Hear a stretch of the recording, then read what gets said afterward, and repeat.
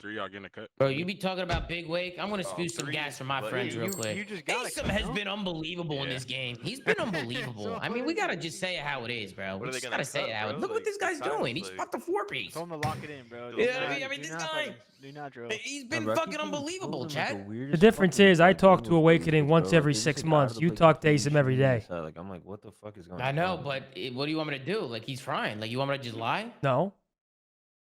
Like, you want me to just fucking lie? Like, hey, if Ace is playing like shit, I'd be saying it. I say, look, Ace is not playing good right now. I've had to talk shit on Ace on a playing some shit when he's not playing. Well, here's my honest, completely non-biased opinion on Asim, okay? Yeah, I'm listening. He just has to continue frying in challengers and simply wait for a few players to get shots before him. He's like 13 minutes. Like, I just think in terms of like players to get picked up ASAP, he's not at the front of the list compared to like he's in Frisco, yeah. Some of these players. Mm-hmm. You agree? I'll send you guys the address later. Yeah. I mean, the front of the list. Like, what do you mean the front of the list? Like, I think first different players are going to be picked up before Asim.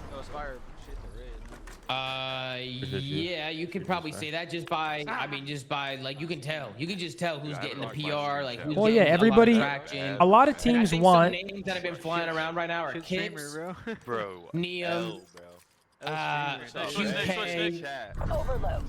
Exactly. Swooty 18. Okay, before you said Swooty, everybody you said has never been in the league before, so that's why I think. I heard Alpha's gross. Everyone's trying to find like players that have untapped potential. Everyone's finally looking for unknown quantities now. Mm-hmm. No, I like that. I'm staring at this. Yo, I'm gonna go get Mitch my phone real quick. In our base. Keep hearing you, bro. Let's see our concrete. What the? This is a stalemate. What's going on? What's concrete? Y'all should grab and go. What the fuck? Someone's the most disciplined. Brack needs another chance. I agree with that. I've been saying that I said that last year. I'll say that this year. He's waiting fucking 20 years to play, bro. Shots, bro. I'm here. Hostiles have the EMP. Millie's out left. Nah, Millie's out right. He's out right. Don't Wrap P5. the ball right. P5. Wrap the ball. Somebody can push that left. I'm going. Yo, top green in the ball. Top green in the ball. Top green. I mean, Luca? I mean, yeah, Luca once again, not just a visa. Every player in Europe too, for example, like I know Cobra, F-Dot, Lins, they're all playing well too. It's just once again, there's that visa bullshit that you got to deal with those players. Backing up, grabbing ball. Yo, one's down mid. Overload point. Another one. One's on A. B. On B. One's pitching playing. Stop playing. Hey, stop playing. Top green collect. Stay out. Just collect. try to be annoying. Back right in front green. Wrap us on. Enemies are carrying the device. Low right legend. Nitty. Heard it. I'm pitching their spawn right now. You have to go fast, bro. I need one close. Make cut. Nice.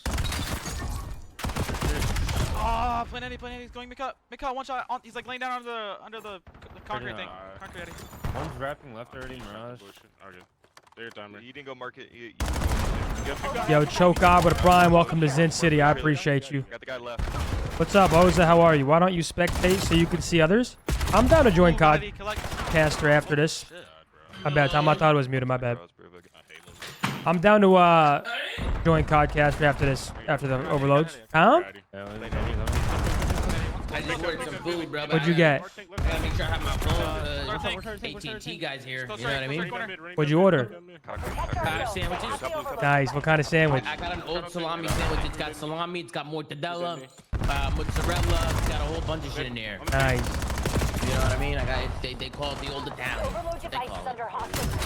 know what I mean? That's Has made beautiful. every pro team even worse than he joins. Can I expand on that? Go ahead. Yeah, go Tony, ahead. you let me know if I'm bullshit. You'll keep it Go real ahead. with Go me, ahead. right? Go ahead. Yeah, I will. Asim's got thrown into fucking a bunch of shitty situations. He's weak. He was thrown into a bunch of shit teams, shitty situations. Dude, top green. Facts or no? Facts or no? But while I do agree to a certain extent, there's no way around that. Most Challengers players are always going to be thrown into a shitty situation. Very rarely are Challengers players thrown into a situation where they're actually set up to thrive. That's just the reality of it. So it's about trying to make the best of it, and yeah, sometimes that's... impossible. There's two more. There's two more. But very rarely is it a situation like Exceed slots in and now Carolina's looking unbelievable. It's usually a bottom team that has more issues than just one player. Please up, Nick. One's concrete. One's concrete. Well, If I can find that box, it's over with. I'm telling you. look at Enemies Exceed. are carrying the EMP. Exceed was BK. Exceed was fucking BK. But now look, he finds himself a good situation. They win 5 straight. BK's on top. You know what I'm saying? You know what I'm saying, Chad? You know what I'm saying? My opinion with challenge as well is timing also matters. Like who is frying and who is playing well at the exact time a team is making a change is super important. That's why being as consistent as you can be in challengers is what's necessary, because even if you're frying in the beginning of the game, you're winning elites, you're doing whatever. If teams aren't making changes to Major 2 or Major 3, they're not going to go back a month and see who was frying. It's all about who's playing well in that moment. I agree with the recycled players thing, because even I've said that. Like, yo, stop picking up recycled players. Right? I've said that. Right?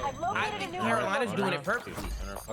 Like, they have one guy who's kind of like a vet, been around a long time, like kind of knows like how the game's supposed to be played, right? And then you got like some newbies. You got some new guys with them. Like, you pair them up. Like, that's why it depends who you pair them up with. You know what I'm saying? Like Big Wake. Let's use Big Wake as an example. That's why I asked Zinni before, like an hour ago, I said, yo, is he kind of like a leader? Like, is he like a leadership role? Like, is he gonna talk? Or does he like to talk? You know what I'm saying? Three front. But like, it's like, you know, if you're gonna be one of those guys like coming in being built around like younger talent, like you gotta be able to kind of be a leader, bro. You're gonna have to be able to like talk. But look at Exceed. Exceed's done a great job with that. Actually good at this mode. I actually think the IGL role is so overplayed. Just my honest opinion. I think if you don't have decent comms individually, you're simply just costing. Every pro player should have good enough comms to talk about when to block a spawn or I'm not talking about IGL. But like, just try to get a kill. It's all just like I'm not talking about in-game leaders. I'm talking about out-of-game leaders. When the game ends, is it gonna be fucking complete silence? When the scrim session is over, is anybody gonna step up and say, "Yo, we're watching scrims tonight. We're watching VOD. We're doing this." Like, you know what I think, Tom? When a mistake happens in a map and when the map ends, like, is somebody gonna fucking like, is Exceed gonna say something? Yeah, he's gonna fucking say something, bro. Like, he's not just gonna sit there. There's I agree with that. Who just go through the fucking motions. They just load up, they scrim, and get off. They call I agree. out and they get off. They I don't think give a fuck. I think every player should also have that quality, though. I think every player should be able to take on that role when it's necessary. And I'll tell you what, and I'm not sure if this is popular or unpopular, I actually think that should be the coach's biggest focus at this point. Like, I truthfully think looking at the minimap and talking about the right play, I think a lot of people can do that. It's about managing the personalities and, like, being that leader is what I think a lot of coaches should be focused on. I'm not sure if you agree with that. I think when it is a player, it's obviously helpful just because it's just a different look and feeling when it's actually a player on that team. But I think coaches these days need to be very good at like managing the personalities, making sure no one's taking anything personally, making sure. They gotta be a therapist. That's why I asked Rambo Ray. He said that he wants to be the coach, and I said, Ray, what does that mean? Like, are you just gonna be the coach when there's? Look, I love Dylan, I love Sam, I love these guys. Not him. But they're only coaching when the streams are on. Like, they're not in there off stream watching VOD with these guys, and, like, actually, like, you know, going hard with these fucking guys. You know what I'm saying? Like, I'm like, Ray, are you gonna do that? Like, are you gonna do all this shit off stream and like have to be the therapist for these guys? Like, there's drama going on with you. Are you gonna be sitting down with these guys? Like, Hold on, I got Yusuf in here calling me brain dead for my take on his brother. I didn't, Yusuf. What did I say? I've always thought Kaysan was solid. I just think there are players that are going to be picked up before him. Yo, Yusuf, let him know, Yusuf. Yusuf, let him know. I'm tired of this shit, man. Hey, let him know, Yusuf. Let him know.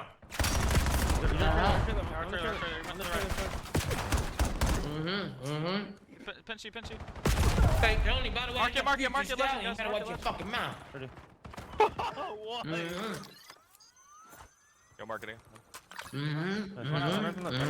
Back left one. I'm repping this up. Invite him to the call, but Tony's gonna get cooked by 13-year-old. Bro, I'm not arguing with Kaysan's brother. Are you fucking high? On the car. Yeah, that's comedy. I've got it. Oh, what a grenade. Device location reset. I love that we got a good start to this overload. Under hostile Let's look at QK pod. Let's see what QK's doing. enemy EMP delivery successful. Deep right, Miller. Deep right. That's just 2. My honest opinion, and I'm not biased. I love you, brother Yusuf, truly. I just think if you actually truthfully want me to name some players that I think will and should get picked up before Asim gets another shot, I will. It's Aluka, Kips, Neum, QK, Capsule, and Awakening. And Geo. Back left, weak. But once again, it's completely dependent on what a team truthfully needs. No, I think that's fair. I think that's fair. You know, those are good players. Like, those are all good players. They're all getting some, like, you know, some attention. They're getting some looks, rightfully so, because they've been playing well. You know what I mean? Like, all those guys have been playing good. You got to give it to them. You got to say it how it is. Enemies are carrying the EMP. You know, but I'm just saying, man, it's never over until it's over. Sometimes it's just being the right person for the job. Just being the right guy for the job, man.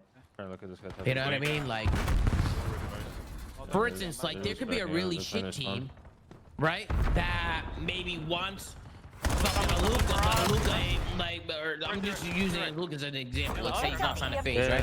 But Aluka's one of those guys where he just has other options, right? Like maybe you're one of those guys. Like, I mean, bro, again, like, Exceed is literally the perfect example. Exceed is giving hope to everybody in fucking challenges right now. Exceed also changed roles, matured a good bit, and was absolutely frying in a brand new role. So it is a little bit different because he was playing a brand new role and playing so well. But I also think Exceed has just gotten better.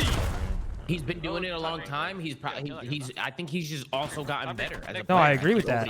I think over the years, he's just been getting better and better because he takes it seriously. He's got he's got a good mentality. He likes to talk a little bit of shit. But I can tell you this, if you're practicing with Exceed, I'm sure it's going to be productive.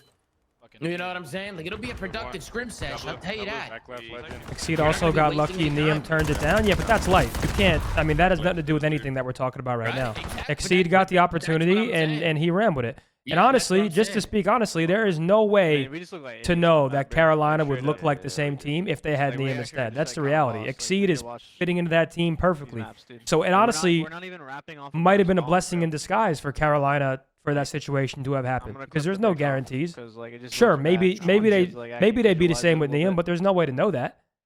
Like, you would never know. We're so worried about, like, denying ball. It's that's hindsight cheese now. That's hindsight. You know, that's what the flank be doing. Yesterday, or you know what I mean? Like, after the cup, that we don't even hindsight cheese. I think some people are misconstruing what I'm saying. I'm not saying Asim's a bad player. I've always thought Asim's a solid player. He's a good teammate. He's a vibey guy. He plays fundamental good Call of Duty. I just think based on the way stigmas work and the way that people view players that have already gotten multiple shots in a league, everyone is now looking for someone that either hasn't been in the league or maybe wasn't in, like, the best situation prior. You're good. Like Geo, for example. Like, I think Geo is someone that does not have that stigma on his name. Yusuf talking that shit. He said the question is, Zoomaa, every single player Zin said won't get a higher placement than my brother did with the team. You know that. With that team, you know that. All right, it's 2-3. Nah, I mean, listen, there's a little bias going on here. I don't want to argue back. There's a bit of a bias. I don't want to argue back and forth. And you know what? I respect him. That's a good brother. He has been placing good. They have been placing good. That's a good brother right there. This team's been very good. I can't lie. This team's been very good. We're gonna keep spawning. You know what I mean? They've been a very good team. Like, even if they, for some reason, grab the ball, I've seen enough. 1v1. Yusuf versus Zinni. No! I'll give $100 to the winner. I'll give $100 to the winner, bro. You probably fucking have me bad right now. You just get killed from You probably have me badly right now. You think so? He definitely had me. Yeah, bro. He definitely. I think he definitely slams me right now. He would definitely have me. I'll tell you that.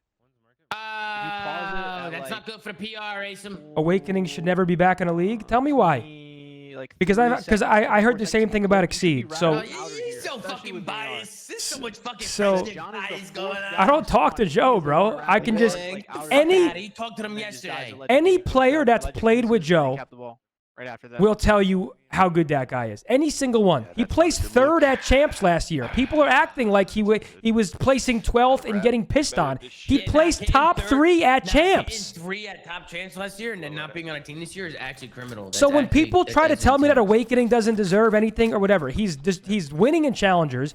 He is absolutely frying in challengers, and he placed top 3 at champs. So what fairy tale are people living that this guy is just the worst player ever? EMP device into hostile zones. With you. Nah, they're tripping on Big Wake, Tony. I agree with you too. I mean, Big Wake, what more can he do? You know what I mean? Hixie? I mean, what's going on with Hixie now?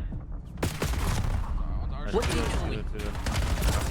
They're sure. One's calm. Yeah, Hixie got fucked over. What's your point about Hixie? Hixie got royally fucked over. He won a tournament, placed second at champs, then didn't get on a pro team. He retired. I can play like grab ball, go left. Yeah, he's retired now. You know what I mean? Fuck. DK's doing, bro. This guy's running a sub right now. And he's winning every gunfight. Ooh. This swag checked, man. Look at him. He's been playing good today. Yeah. Wake was so good that people were accusing him of cheating. Jumped off. Enter. It's all good. Listen, bro. Listen. You guys don't gotta listen. The fact is, it doesn't matter what I think. Doesn't matter what you think. Yeah. All that matters is how players and coaches and whoever are looking for players thinks. Yeah, it's true. Every camp is different. Every camp is different. Krim thought he was cheating? Yeah, but you gotta take that with a grain of salt, bro. Like, you gotta understand. Like, Porter, bro, that guy's got issues, man. You know what I'm Porter? saying? Like, yeah, Bro, Porter. Porter. I was watching, so I don't know if I talked to you about this. You know Hitch does like that Vision rewatch series? Yeah. Did I talk to you about this? No. In the first episode, he's talking to Damon in the back of the Ohio studio. And he goes, yo, Damon. But before the series, you were telling me that you were getting shit on by the bot. I don't want to know that you're getting killed by the bot because that fucks me up. He's actually comedy, bro. If you get shit on, I want to hear it. What the? It's a good point, though. He is absolutely hilarious. Device acquired. Transported to the enemy zone. That was a PR way of saying friendship. Listen, bro, you can think I'm biased all I want. Cammy is one of my best friends. Respectfully, I talk to Cam, and I'm better friends with Cam than Awakening. And if you watched the watch party last How do weekend, you think before, Cammy's been playing recently? well, that's what I was getting to. Before Cammy went 31-13 on that Colossus, I was sitting there saying on the watch party that Cammy needs to step it up or he's the first one to go. Successful overload. That's not bias. It's calling it how you see it. That's the fact. I do think. We didn't hear that. Okay. Nobody heard that. Felo is winning in challengers. Does that mean he gets another shot? Once again, there's a few components. You guys know my opinion on this. It just depends on, like, it also just, like, once again, I'll die on this hill. I think if you're dropping a 1.0 in challengers winning, making the right play, and there's a guy who's placing second or third, dropping 50 every map, that guy's going to get picked up. Hostiles overloaded. Everyone's looking for that all-star, like that takeover player that can be the next guy that everyone's obsessed with. Deep right already. Device In available. the right corner. Right on me. What's up, you on? Sit back. Got 2K shoots, bro. Holy fuck. This guy's a shooter, man. This guy's actually good as fuck. Overload devices in our control. If you want or whatever. Finish it. One's per starter. One's on our. Ooh, that's why you don't run it there, bro. Running the fucking device there is fucking dog shit. What? He just lied. Yo, Yusuf said that you just lied, bro. Yo, he said you just lied. I don't know what you said. What did I lie about? I don't know. Yo, Yusuf, what did he lie about? What did I lie Yusuf. about? I'll let him know. Yo, Yusuf, I'll let him know, bro. He's not moving. Is Tony lying or what? Is he lying? P5-2, bro. Caught this guy red-handed, bro. Caught this guy red-handed, man. What did I lie about? I don't know. He hasn't said yet. He's probably typing it out. I need to know what I lied about. You know what I mean? He's got you right where he wants you. He's got you right where he wants you, Tom. Now I'm just sitting here waiting. Just sitting here watching. Absolutely.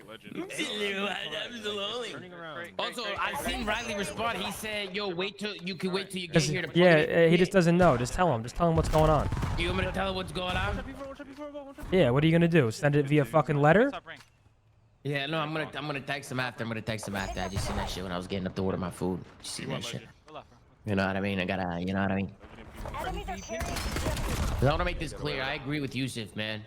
You know what I mean? Listen, I'm on Yusuf's side. Stuff up on facts. He's a good brother. Brother, look at what this guy's doing. Look at what this guy's doing right now. And look at the way this guy's moving, too. Look at the way this guy's moving. He's low window, con. Adam, low window. Dude, oh my god. Go kill this kid, bro. Give me a second. Jesus, man. The rep and B, double rep and B. Yo, I'm not even trolling, bro. Yo. Let me see. Bro, Asim just got, he said, this is what Yusuf said. He said, bro, Asim just got second and he knows the game really good. Like what? So he's basically saying he would rather somebody like Asim to get the league than Aluka because Aluka got first and still doesn't know the game as good as a vet. That's not even remotely close to what I said. That's not even. That's just not even. It's just not even remotely close. I don't know. I think it's kind of facts, bro. I don't know. It's kind of facts. You know what I mean? I don't know, Tom. It's just not what I said. Hey, bro. Hey. Nah, listen, bro. Listen. I think Aluka, bro. Yusuf, I don't think you can really argue Aluka, bro. Aluka's definitely shown his presence and why he should be getting picked up. I'll be honest, especially with his live streams alone. He's already showed why he deserves a shot. Like, Aluka's definitely. What I'm saying. Even if Aluka didn't win that, this is different. It's situational, man. It's situational. If Aluka plays third instead of winning, he's still gonna get picked up first. Because of the eye test, the way he's playing, his slaying ability, the fact that he's young, the fact that he's unknown, no one's seen him at the pro level. Once again, everybody is looking for like a Mercules-esque player to enter the league on their team. Where do you think he came from? Where do you think he fucking came from, man? Look at Lurk. Look at him. Look at Merc. Bro, Abe needs some damn help on Vancouver. Those cats are dog shit. Can we get somebody around Abe? Can we get people around Abe that know what they're doing? So I don't really know what you do with Vancouver. You blow it up. You build around Abe. Blow it up. Yeah, if you're building around anybody, I would think it'd be Gwyn, to be honest. Oh, Gwyn? You gonna build around Gwyn for the 4th time? It's definitely not the 4th time. He's been the best player on the team all year, and they only made a one-person roster change so far. Alright, then keep Gwyn and Abe. Keep Gwyn and Abe then. Top solar. He went in there. He jumped down in there. Brother. Listen, I don't even know how to evaluate them because none of them are playing good now. The team just fucking sucks. I'm gonna be honest about Gwyn. I love Gwyn. I'm gonna be honest about Gwyn right now. I'm gonna be honest, and I want you to like see if I'm still wrong. Go ahead. Gwyn is a phenomenal player. Phenomenal. When it comes to like just talent alone, he's really good. But I don't know if he's really bringing the camp what like off besides for talent and gameplay. Like what's he bringing to the camp? Like when the match's over, or like watching VOD, or like, you know what I'm saying? Like, is he talking? Like, is he helping these guys play the game the right way? Like, is he being a good teammate? How would we know? Well, based from what I've heard, is that he kind of just like, he's just there. He just calls out, goes through the motions, and that's that. Like, that's kind of. Who have you heard that from? Because you're putting severe prop out there. So, do you actually have people in the camp telling you that shit? Not in his camp. Not the camp currently right now. In past camps, like in the past, like his camps in the past. Not right now. I'm not talking to anybody right now. I'm talking about just camps in the past. I think Gwyn is still, in my opinion, still like untapped potential. He was godlike online last year, didn't show up on LAN at all.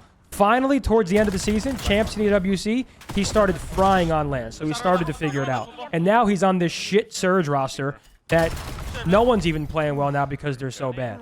I think it's too early to call it a... He built that roster, did he not? Bro, it doesn't matter if he built it, who built it. It's the pick of the fucking leftovers that you throw together and you try to make it happen. And no, I don't think that he picked that roster. And who built that roster? Where did that roster stem from? Wasn't Gwyn the superstar being built around? Everything was revolving around Gwyn. But he didn't make roster decisions, is that's the problem. What I'm saying. That's what I'm saying. I'm saying I love Gwyn, but he needs to start speaking up. Like, he needs to start talking more. Like, he needs to start being more of that guy who is like, bro, you need to start making moves to where you're actually winning. Like, you can't just go through the motions and just show up and just be okay with anything. Like, well, hold on, because we're putting severe prop out there right now. We're putting... I agree with that. He's just an emotional young kid. I agree. You can't be doing that 100%. But Last guy black box. from Surge's POV, Legend's the talk of the town. In hindsight, that was super brain Legend, dead. the talk of the town? What do you mean? That was the talk of the town when they picked him up in the offseason. Everyone was talking about Legend from Halo. Legend can be great at COD, blah, blah, blah. Everyone was agreeing with Surge's move, by the way. And I'm not sure if people have short-term memory loss. Everybody was saying, good play by Surge. They're taking a risk. The team's going to suck probably anyway. They're going to give... Everyone was on board with that. And then when he started getting shit on, it became real. And everyone was like, oh, yes. Everybody was on board with Vancouver's team off the rip? A lot of...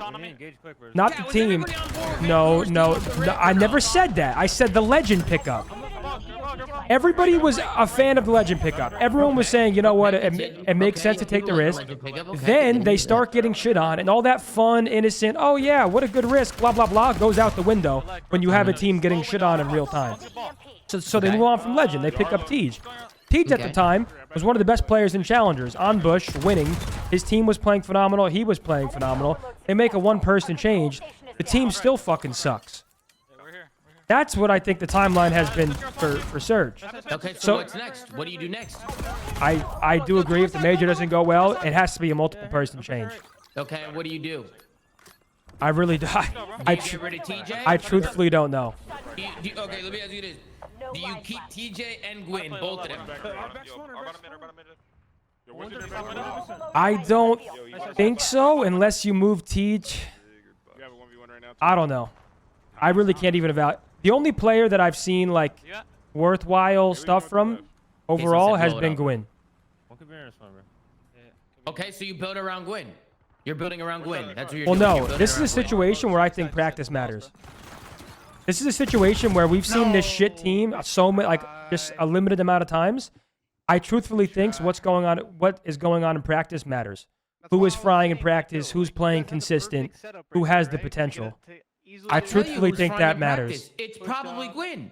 No, it's probably Gwyn. I have no idea, truthfully. Gwyn or Abe? I would probably say it's probably Gwyn or Abe who are frying in practice. It's probably Gwyn or Abe. This was the first guy off the spawn. Like what I'm saying is like The person that was long. And I gotta address some people about Abe. I gotta address some people. Maybe Stanley's bias. I don't know. I mean, look at Lurk. Look at Merc. I genuinely think Abe is a phenomenal player in the worst situation ever right now. I think he's in a fucking blender. He is in the worst possible situation he possibly could be in as a rookie coming in, 100%. His team is fucking dog shit. They have no idea what's going on around the map, and they don't know what to tell him. He doesn't know what's going on. He's still learning. He's still a rookie. He needs people around him to let him know what's going on around the map. That's why I actually like the TJ. That's why I actually like TJ going there. But, I mean, clearly they're still having some issues over there. Kaysan, how you doing? Blow it the fuck well, they're up, also man. playing teams like FaZe, right? So they get 3-0 body slam by FaZe. Very hard for a team like Surge to compete with FaZe. Very difficult. Like, and yes, I know Carolina, Exceed transforms them, whatever. There's not all going to be teams like that built around challenger players and new players that are going to perform like that against top teams. Carolina's kind of an anomaly in that sense right now. Vancouver is expected to get fucking pummeled by FaZe, which is why it's so important that they're really good. They're competitive with like the 7 through 12 teams in the league. Because no one expects them to really, in the short term, like consistently compete with top teams. But then you gotta agree that I feel like if a player walks into a bad situation, you're just never gonna know how good they're gonna be. Yeah, but that's the reality, though. Players. It is the reality. Like I think, for example, if I'm Vancouver, you have nothing to fucking lose with this roster. By the way, you have nothing to lose. Blow it the fuck up. Build around the young kid who has potential, like Abe. Right? Like what? And Tej is good there. Obviously, he's a vet. Listen, I don't mean any disrespect to anyone here when I say this, but I'm just saying, dude, blow it the fuck up. Blow it up. It's not working. At least see if Abe is real. Build around the kid and see if there's something there. If it's not there, blow it the fuck up again. You have nothing to fucking lose. I get what you're saying, but listen, I get what you're saying. You say that they have nothing to lose, Kaysan, and I get what you're saying, but that team does not think that way. They're not sitting there practicing and playing matches every day thinking, oh, we have nothing to lose. Who gives a fuck if we're getting pummeled? That's not the reality. Like, that's not the way players think. It's not the way the coach thinks. They're trying to field the best possible roster. So when you're getting fucking pummeled over... If that's the way they truly thought, then Legend would still be there in some capacity. They just wouldn't give a fuck. But I don't think they're thinking clearly. That's the thing is I think that if you're going to pick up Legend in the first place, you're going to take a chance on the kid for a year, not 2 weeks. Is Ben's camera on right now? In the complexity they of put it? together a crappy team around the kid. By the way, I'm not saying I'm pushing the legend propaganda or whatever, but I'm just saying if you're gonna take a chance on a kid like that, you take a chance for the whole year. Bro, if you're Surge, you're rebuilding. Yes, but Kaysan, this is exactly what I mean. That's all cute and fun in retrospect before the season starts. It's like, hell yeah, this is awesome. We have this untapped kid. It's going to take a while to develop him. We all know that. But then when it becomes real and you're playing in matches and you're getting fucking pummeled, that fun talk about developing, that all goes out the window because they're getting fucking railed in real time and the whole community is going at them. The team has no vibes. There's no morale. There's no camaraderie because the team fucking sucks. So all that stuff is fun until it's real. Just like Colt Havoc playing for the Stallions. It's all fun. Oh yeah, I'm going to go play for content. Woohoo, yay. And then you get fucking pissed on and you're the best player in Challengers or one of them. And that silly, fun content grind turns into a real competitive atmosphere and now you're fucking pissed. So why even pick up Legend? So why even do it? That's a great question. It's a good question. So why'd they even do it then? If that's the mentality, why even do it? Because it's a good question. They shouldn't have. It is the honest answer. Wow. They shouldn't That's have. tough, Kaysan. That's tough. No, but it's true. It's why. Well, because he took a hit and the org took a hit. Both people lost. Legend did not learn a fucking thing, by the way, playing for Surge. Yusuf typing they took a risk. What risk did they take? What 2-week risk? Building around talent around him who there's no veteran talent, no one to learn from? What the fuck kind of risk is that? Bro, but he also did not have the Call of Duty reps, bro. We have to be completely honest here. No, yes. I agree, but then, there are but both things are true. He exactly. He should not have been there. That was the mistake from Surge. They should not have picked him up. They should have just had him in Challengers. He should have started in Challengers to begin with because look how much he's already improved in Challengers. He improved basically not at all. If you watched Legend when he first started playing with the Stallions, once again, Tom, didn't you have to teach him how to slide cancel? Didn't you say that? No, not slide cancel. You dragged it a little bit. You dragged it. Slide canceling. Sorry, not. I wasn't teaching him how to slide cancel. I was just telling him like he was doing a lot of sprinting. He was doing a lot of he was running too much. Or no, about like way too much running. Something about like pre-aiming, some basic stuff. What I'm saying is he was still learning the basics when he went to the Stallions. He was running the wrong class. There were just certain things that a Call of Duty pro has to have in their bag. And they might not be the best at them, but there's certain basics that he still didn't have. So it was basically a big, colossal waste of time. He was getting shit on. The team was getting shit on. He gets put in an unfair position. The team has no vibes. That whole developing stuff goes out the window once it becomes real.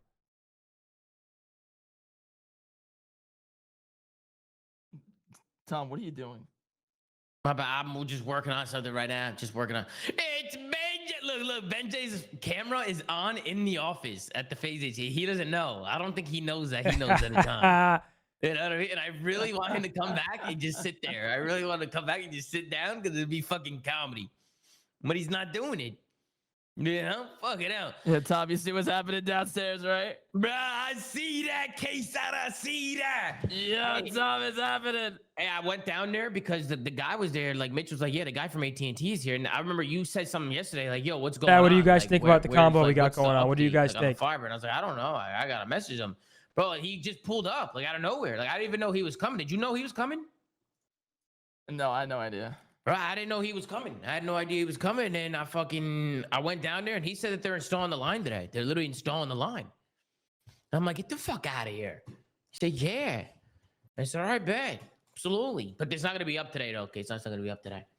Yo, how's Zin? How's Texas looking over there? Is it snowy? It's definitely the best day yet. I mean, the roads are still not great, but they're getting there. Did they get the snow out or not? Like, there's people on the roads. No, bro, there's no plows and salt here. It's just the sun, bro. It's 41 degrees, so it's above freezing, so things are starting to melt. Come Thursday, Friday, I think it'll be good. Hey, Kaysan, you in my stream? Yeah. This is our setup for the weekend. Should I go? I was arguing with a retard. Let me see. Yeah, this is our setup. This is our setup this weekend. Should we go? Like, is this what do we do? Let me see. Wait. Where are you?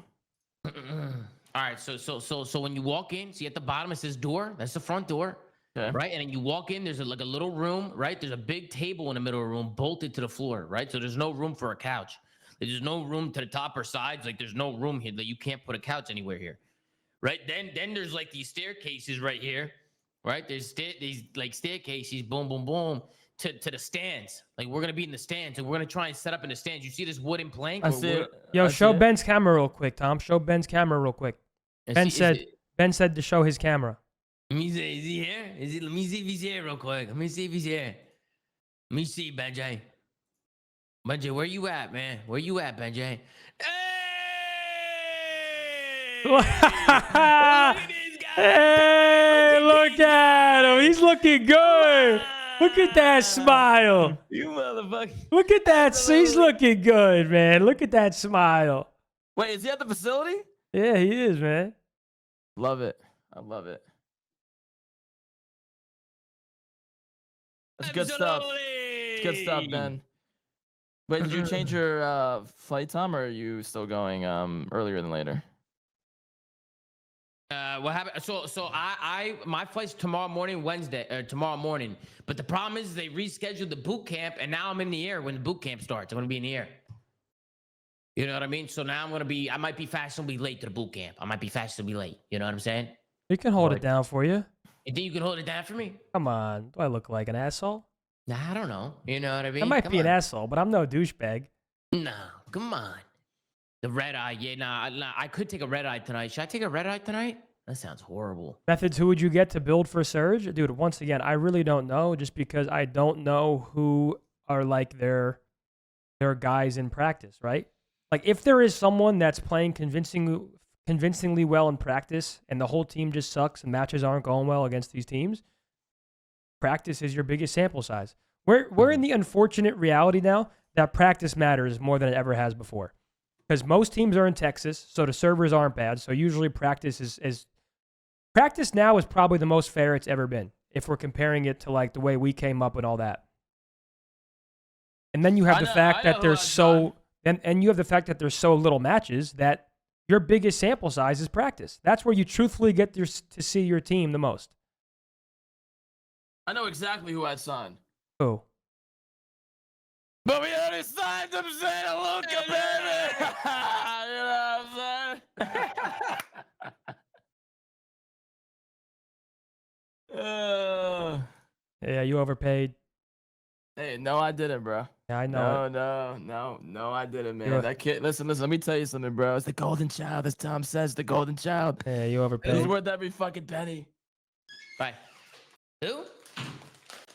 Oh, he's talking about Luca. Oh, Luca, the golden Nah. child? The golden child, Tom. The golden child. Luca's eye test. That kid actually is gross, bro. He's great, man. Listen, bro. Luca's disgusting. Let me tell you guys something. When I talked to the kid on Discord at 3, 4 in the morning for back-to-back nights, I'm telling you right now, it wasn't even about his gameplay. The character of the kid is Shut up. human being he is. No, Zin, that shit matters, bro. Shut up. Bro, you can say shut up Bro, all you want. It that actually shit matters more than bro, anything. The fact that this kid is actually coachable, wanted to stay in challengers to grow and be a better player and not just take the first thing, bro. He didn't want to stay in challengers. That's cap, bro. Like listen. Not cap, bro. That shit matters, man. If you offered him a starting spot on FaZe that day, he would have said yes, bro. He wasn't going to say exactly. So what do you mean he wanted to stay in challengers? That's cap. He has no choice while his visa gets situated. Let's actually just speak facts, please. Well, by the way, that is true. But I'm telling you, when you speak to a person, you could just tell the kind of person they are, bro. Unless I see through that shit. I could just tell he was a good kid, had a great story, super motivated, and actually is coachable and willing to do whatever it takes to win. Now, that's what I got from him. And by the way, Zen, you know this. At the end of the day, talent is incredible, and talent is like the #1 thing. But talent is not all like to be a winner, bro. It's just not. I agree with that. It's just not. So I saw more in that kid to the point where we were like, we should do that.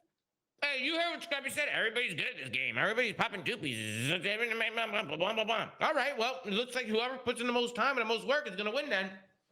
It looks like whoever has the best mentality is going to win then if it's just so easy and everybody's shooting straight. So what's going to be the difference maker? You know what I'm saying? That's what he said. I didn't say that. That's what he said. I don't know, yeah, bro. Scrappy did. Listen, I look at it that way, bro. No, 100%. His mindset, his attitude, those are all added pluses. But at the end of the day, it's the eye test and the fact that he was dropping 50s every game, how young he is. It's this player from overseas. It's everything all in one. Huh? What's confusing? Hey, Scrappy called the Lucas shit? No. Bro, Scrap calls everyone shit. Yeah, that's true. Yeah, that's pretty true. Nah, Luka is good. Anybody that's calling him shit just doesn't watch. He's obviously good. And everyone's like, oh, well, you never know if he can do it at the pro level. That's the same with anybody in any pro thing ever. You don't know if the college wide receiver prospect is going to be that good in the NFL. You have no idea if the player frying in challengers is going to play the same in the pro league. That's literally that's every single competitive product ever. He calls me shit, right? Like, well, what are we talking about? Have you seen me play? Yeah, you're godlike. I don't know what the hell you Like, see. the Reaper, bro. I'm the Reaper. Okay, but hold on, I do want to say this real quick. There are definitely players who, when you talk to them, they're drooling on themselves, and you can't have a conversation with them. They just sit there and they just nod their head and they just say, yeah, and they just show up, they call out, and they get off. There's definitely players like that. You know what I'm saying? It is what it is. I agree. See, I don't know because I think players develop, bro. Mercules, for example, obviously an anomaly if we're talking about him, but Mason has came out of his shell so much more ever since being on the team and developing. If you compare Mason now to what Mason was in Challengers, he's already advanced so much as a teammate, as a personality. So you have to allow players to grow. You can't expect Challengers players to be the jack of all trades as soon as they get picked up. You need to look at certain things like talent and hopefully comms, but you also need to give them the benefit of the doubt that they're going to improve those things when they're in the right situation. You can't expect every player to have the talent, the attitude, the comms. Not every player is going to be a complete package off the get-go. And also, he came into a really good situation and thrived. Exactly, which once again, like there are certain, listen, this is the reality. There's definitely a bit of luck. Like Mason got a chance because a player couldn't get into the country. Ghosty came on to a very good, to a very good optic team. And then in some situations, you get the shit end of the stick because more often than not, it's the teams that are 9 through 12 that are changing, not the teams that are top 5, top 6. That's the reality. And that's where sometimes it sucks and sometimes it works out. Sometimes it doesn't. That's kind of the big issue with the stigmas that people draw. Like Exceed, for example. Before Exceed started playing like this on Carolina, I was reading countless comments that Exceed is dog shit, Exceed doesn't deserve it, blah, blah, blah. What about this guy? And now look, everyone's eating their words. The same can go for a bunch of different players, but there are just stigmas on players that until they're broken, people won't change their minds. Yeah, it's true. I agree. Like when I went 4-23. No. So what else were you guys talking about? Where all I do is flank, or Tony, all you do is iron. You know what I mean? We were just talking about Surge, really, about like the potential, what they can do. I think no matter which way you put it, the reality is it's going to be very difficult for Surge to just become, no matter what roster you field, you can throw the best 4 players from Challengers out there and hopefully it works. You're still competing with the likes of FaZe, Thieves, Toronto, like teams with the best talent in the world and the systems and the coaching staff. It's still an uphill battle. I mean, You know what I mean? agree. I mean, dude, if I'm sitting in Surge's shoes, I'm just trying to find my cornerstone pieces for the future. I mean, I know you're gonna say anyone wants to win right now, right? They're spending money, they want to win right now, 100%. But whatever they're doing is not working. I'm finding the talent that I think I can build off for the next few years, whatever that is, and putting them in the right situation to win, even if it's long term. I mean, that's what I'm saying. Like, I'm seeing how if Abe is one of my cornerstone pieces for the future, and I'm gonna do everything I can to build around him to see that. That's what I would do personally. And then if that's not there, then I'm gonna grab another kid from Challengers and see if that kid's dude. You have nothing to lose if you're Surge. You just don't. Yeah, but like, there's pros and cons to what you're saying, right? You're essentially saying that if you're Surge, you're just trying to make as many moves as possible, as quick as possible to find the right pieces. But then you're taking away the component of the team growing together, them actually learning how to play the game together. Like, if you're picking up players, you want to give them at least some time to try and put it together. You're never really going to find something that works almost immediately. There's honeymoon periods. No, there's all this. Not. Of course not. People you believe in those, and you're not just plugging in people just for the fuck of it, right? I'm saying like someone you actually believe in. But this team, they believed it, obviously. Like, they believed in Lunars. They bring in TJ from Challengers. Legend was obviously a mistake. They bring in that they have players they believed in. It's not like they're a team of just like of old retired pros, and they're like, I think they're trying. It's just not that easy. Well, again, I don't know how much they are trying because, again, we can go back to this legend thing. They tried for 2 weeks, and that wasn't the right pickup for that because that's not a kid you pick up for 2 weeks. Yes, I So- agree. That was a mistake. But so, once like, again, I mean, I feel like I'm repeating myself. That was just a situation where it sounds good and you're praying to God it works beforehand, and then you're actually losing and everyone's vibe killed, and then it becomes real. Yeah, I mean, I get it. Like the whole talent development thing, you have nothing to lose thing, only works in hindsight and like retrospect. When you're actually a player on that team, you don't think that way. You don't get 3-0 at every match and think, oh, we're still developing so and so. That's not the way people operate. Especially with how little you play. Like, that's also what sucks. It's one thing if players are playing a fuck ton of matches and they can bounce back from a big loss or they can build momentum, build confidence. You get fucking 3-0 slammed and you don't play for 7 days. Then you get 3-0 slammed again and you don't play for 7 days. There is no... Yeah, this guy said no team is losing on purpose. But here's the thing. Some teams are putting in way more effort than other teams. And that's a fact. It is what it is. There's just people in the league who are true professionals, bro. They put in more effort. There's people in the league who literally don't give a fuck. I promise you, Chad. I promise you. They load up, they call out, they get off. They don't talk to anybody. They don't add any value to the scrim session. It's not productive. You know what I'm saying? I mean, bro, there are just people who are just grinders and put in more time and put in more work. Like, some people want it and some people simply don't want it. And That's what I'm saying.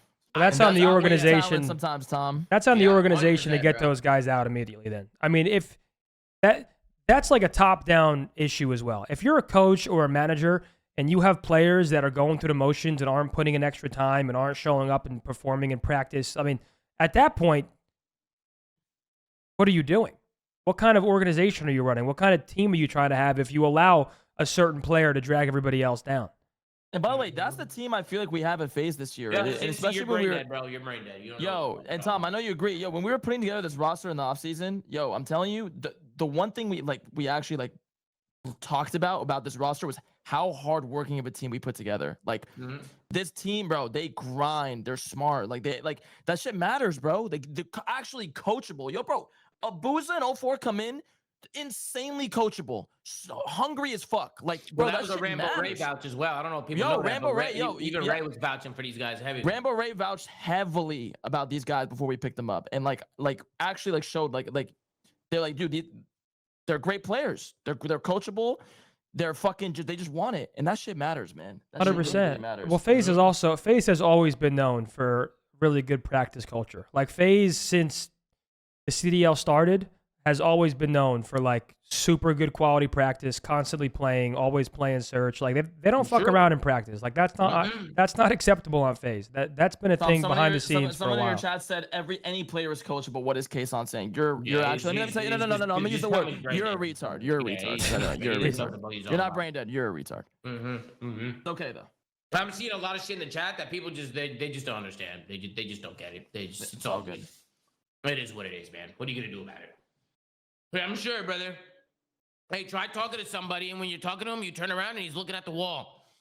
You know what I mean? He doesn't know what the fuck's going on. You're having a conversation with somebody, he's not answering. You turn around and he's literally just staring at the wall. And you're like, "Hello, brother, I'm talking to you. Can we I'm trying to have a convo." Actually, you know what though? I do want to defend some of these players in a certain regard. It's unacceptable for teams to not have a place where all the players are together at this point in the CDL. You have players scattered around the U.S. in their bedrooms. It's very hard to build a team culture and compete with some of these teams that are together every single day, getting lunch together, playing in the same room, doing all this.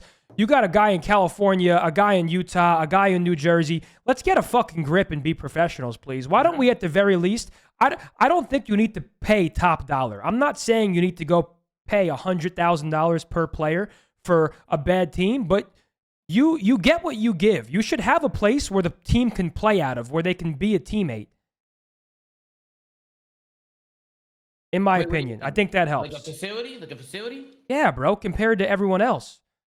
I mean, yeah, but I mean, some people don't have those resources, bro. You know what I mean? Felo said, thoughts on Carolina's success without a facility? Tyler, could you not argue that they could be playing even better if they were in a facility? There's no way to know. And once again, Carolina's a bit of an anomaly right now. Matters that much. I don't think that matters that much. I'll be honest. They're also playing on Iowa servers, aren't they? Aren't they playing on Iowa and Nero's on a server? Same with Lurks.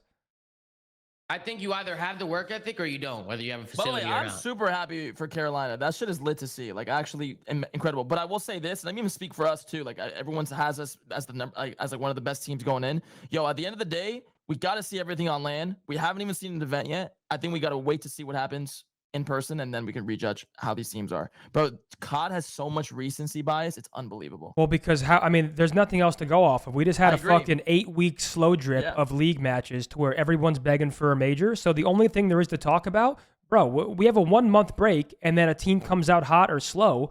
It's like the entire league before that month break doesn't even mean anything. At this point, it's a brand new game. I agree, Zin. There's not enough matches to go based off of. I completely agree. So yeah, it's pretty annoying. That's why I say practice matters right now. It's the unfortunate truth that practice quality super matters. And I'm talking to Felo about this team stuff. He said, I also think it promotes less spending and laziness. I mean, listen, the fact of the matter is when you're at a facility, it doesn't have to be the hex quarters. For example, I think Boston, they just have they have apartments and then they have a team room in a different, like in the apartment, right? So they have 4 setups. They're playing in the same room. That promotes accountability because when you're talking about issues, you're looking at people in the face. You know that everyone's paying attention. You can tell who's taking it serious. When you have people rolling out of bed, barely even showering and hopping online, it's a completely different environment than these teams that are showing up at a set time, going over VOD together in the same room. It's just a different level of accountability. And I think it's even more important for some of these younger guys too, to like get them out of their shell. Because also the stakes are higher, bro. When you move out of your parents' house and you move to Texas or wherever, and there's expectations for you as a teammate, it also puts things into a different perspective. You're real comfy in that room with your mom's cooking and your bathroom you grew up in. Like, you know what I'm saying? What, people are uncomfortable on land? Is that what you're saying? No, not at all. I'm just saying, like, I got up for a second. There's a different level of camaraderie and accountability when you're playing in the same place as your teammates. Yeah, I can agree to that. I'll agree with that. Okay, and and then you got people matters. said, I think a facility matters for sure at the pro level. I think it helps.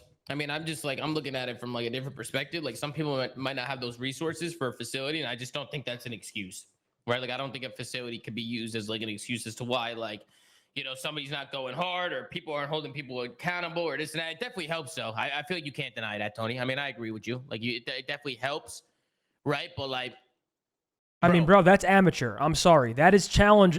We have our challengers team playing in the same room. And obviously, I know we're a bit of a different circumstance, but there are some pro teams that aren't even doing that. 1 of 12 pro teams are operating like challenger teams. And it's one thing, you know what? You don't want to provide a facility, at least provide a housing stipend. Instead, they pay this lowball salary where the players would be stressed having to move out on their own and pay for their own living and try to do that themselves. well, I don't know. Get them a house? I don't care what it is. I don't care if it's an apartment. I don't give a fuck if it's a house.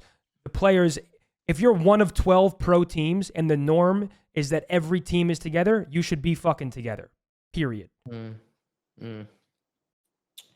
Hey, Ben, listen, I'm pretty sure Exceed's going to get there, guys. I mean, Ben's talking about in the chat. What did Ben say? He's like, we should be what did he say about Exceed? I wonder, by the way, would Exceed tweet if they will all be here by today or if they will get delayed coming in? Now, if they don't get here today, they'll get there tomorrow. There's no way. There's no way they don't get there by Thursday. At the very least, there's enough teams already in Dallas to where hopefully they just be able to adjust the schedule. You know what I mean? Like maybe they would just put some Friday matches to Thursday. I think, how was it? 9 out of the how many are in Dallas? Toronto is not. Surge is remote. And Carolina. Carolina's remote. So three teams on Dallas. And then I think C9 is 3/4 in Dallas. Use the flank card for the jet? Can we stop with that, Gucci? Kaysan's gonna pay for the jet. Wait, we what? Together. Yeah, you're gonna pay for the private jet. You didn't hear? And we're gonna pull it to the event together. Salute. Brother, what? Mm-hmm. You're getting the jet. I'm not getting a fucking jet. You're getting. Yo, bro. What are you? You're I'm straight not fucking getting a 6 fucking days jet, away bro. to fucking I'm not getting that shit. Absolutely not. Wait, Surge is Fuck no. Texas. Tej is in PA still. Wait, so is Surge 3-4 Texas? I don't know. I have no idea. And then Tej is in Pennsylvania? Okay, no so idea. I mean, hopefully Tej can get in People good are as saying well. Stallions Black doesn't talk. You're literally talking about your team. Yeah, you're right. That's why I've been fucking raging for fucking a month. That's why I've been fucking raging, man.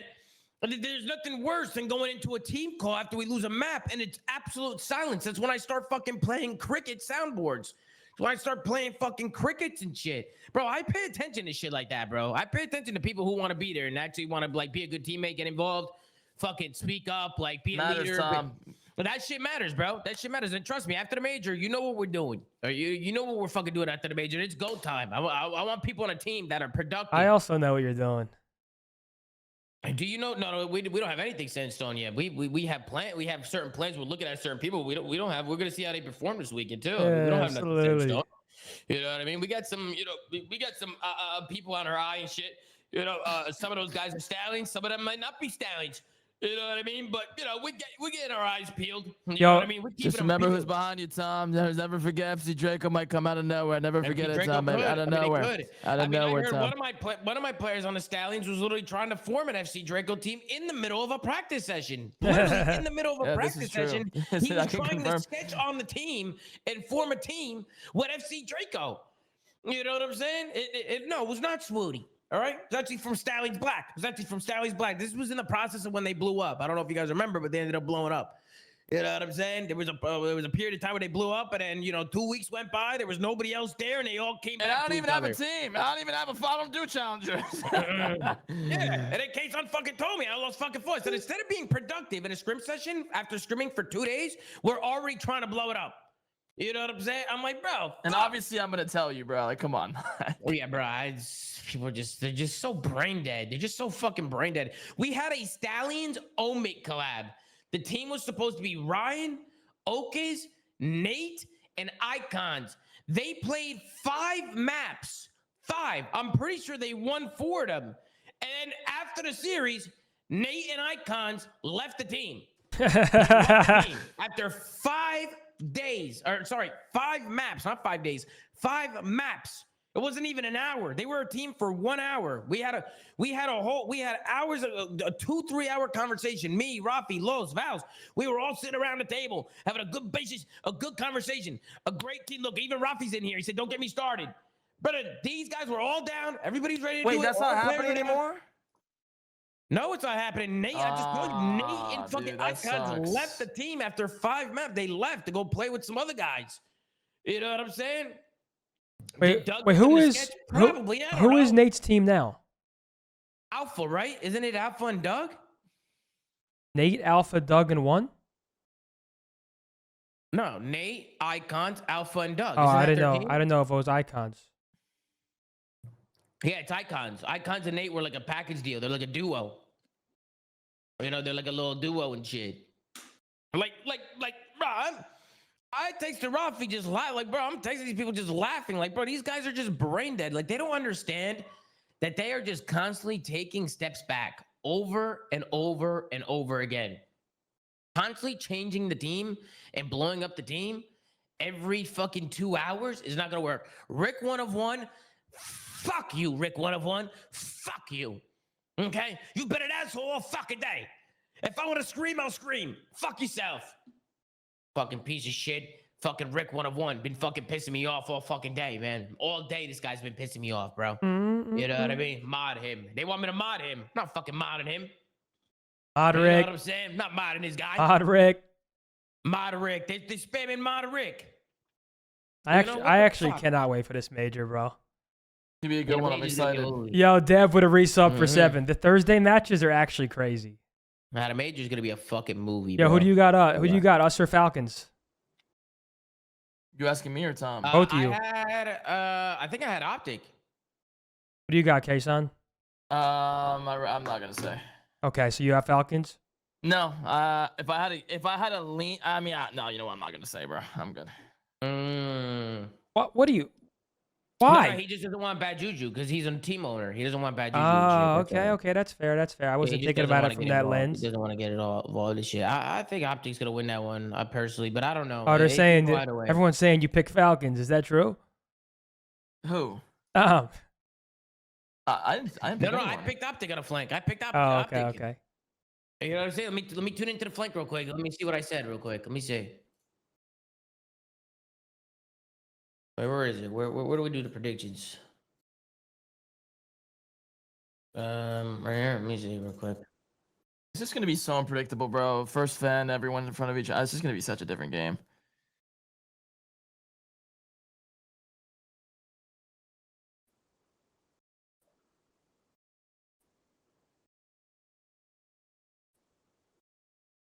Bro, you guys just lie. My chat just lies. Why do you guys just lie all the time?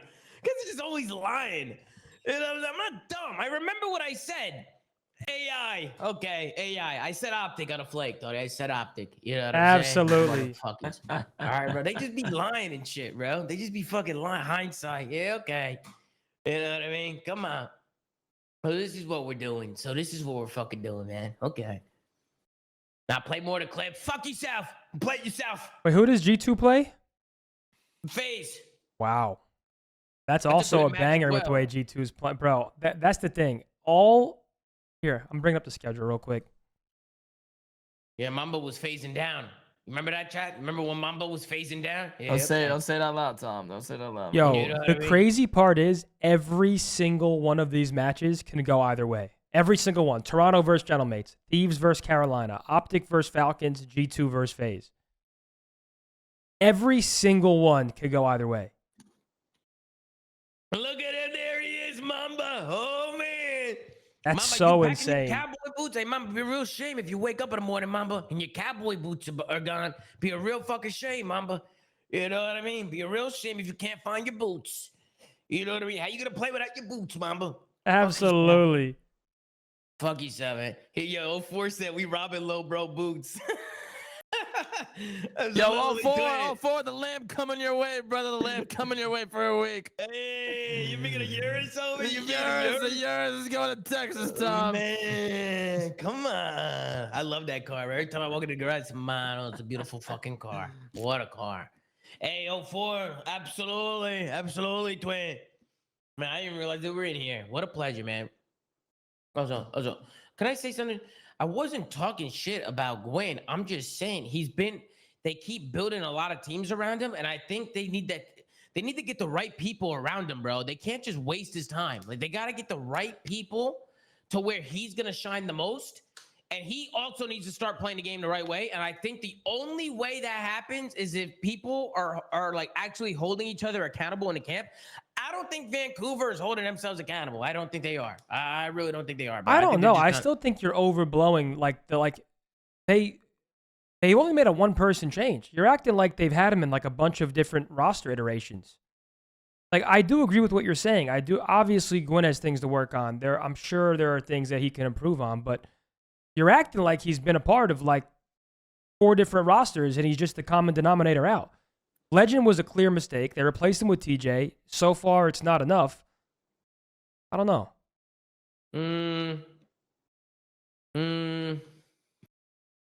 Tony loves Gwen, bro. I've maybe talked to Gwen once in my life. Info? Wait, what Gwen info? Ernie, what Gwen info? How about What Gwen info? Tony isn't thinking of the Carolina rosters? Bro, we can talk about the Carolina roster. Carolina was playing phenomenal. Restart's underperforming. They drop him for Dylan Rex, who was one of, if not the best players in challengers, and he did not play well at all, and the whole team turned to fucking dog shit. Bro, Ernie, I don't think I heard that from anybody directly in the camp. I think I've just heard that in like TeamSpeak and shit. Just people like just in TeamSpeak just talking, like people just talking and shit. You know what I'm saying? But I don't think I heard it from like somebody directly. Like I didn't talk to Slasher. Like somebody said probably Slasher. Like, bro, Slasher's never told me that Gwen is fucking not trying or like going through the motions. You know what I'm saying? I'll be honest. I have heard from Sabri that it wasn't the best environment. I have heard from Sabri with Vancouver Surge that it wasn't the best. Like, you know what I mean? Like it wasn't the very most productive environment. And I'll be honest, from the outside looking in, I feel like it wasn't. No, it's an awful team for Legend to be thrown into. Yeah, Are we fucking kidding? Exactly, What? Exactly. Like, I feel like from the outside looking in, it was Lunars, probably Gwyn, obvious. and Abe, there's not a single veteran voice to try and help that guy You gotta develop. think, Sid. You gotta think. Hey, Ben. You know, hey, Benjay. Benjay, How's what's it going going, on? man? Not much. Just had a nice little lunch. Had Kaysan's favorite Mexican joint, Mi Very Cocina. nice. You at the facility, right, Ben? Yeah, I'm at the. Yeah, the Ben, go grab whatever you want from the fridge. Whatever you want, it's yours. no, I've already grabbed a zero sugar Coca-Cola, but There you go, man. On the yeah, house, man. came in to enjoy the convo Absolutely. here. Came in to enjoy the convo for a bit, you know. Absolutely, Benjay. Absolutely. Let me add your picture. Benjay. I mean, I can set the cam live, you know, if you want me to just sign Yeah, set the back in. camera live. Yeah, turn the camera on. I got it up. I got everything up right now. You can turn it on. Yeah. Absolutely. Ben, are you sick? No, I'm not sick. Why?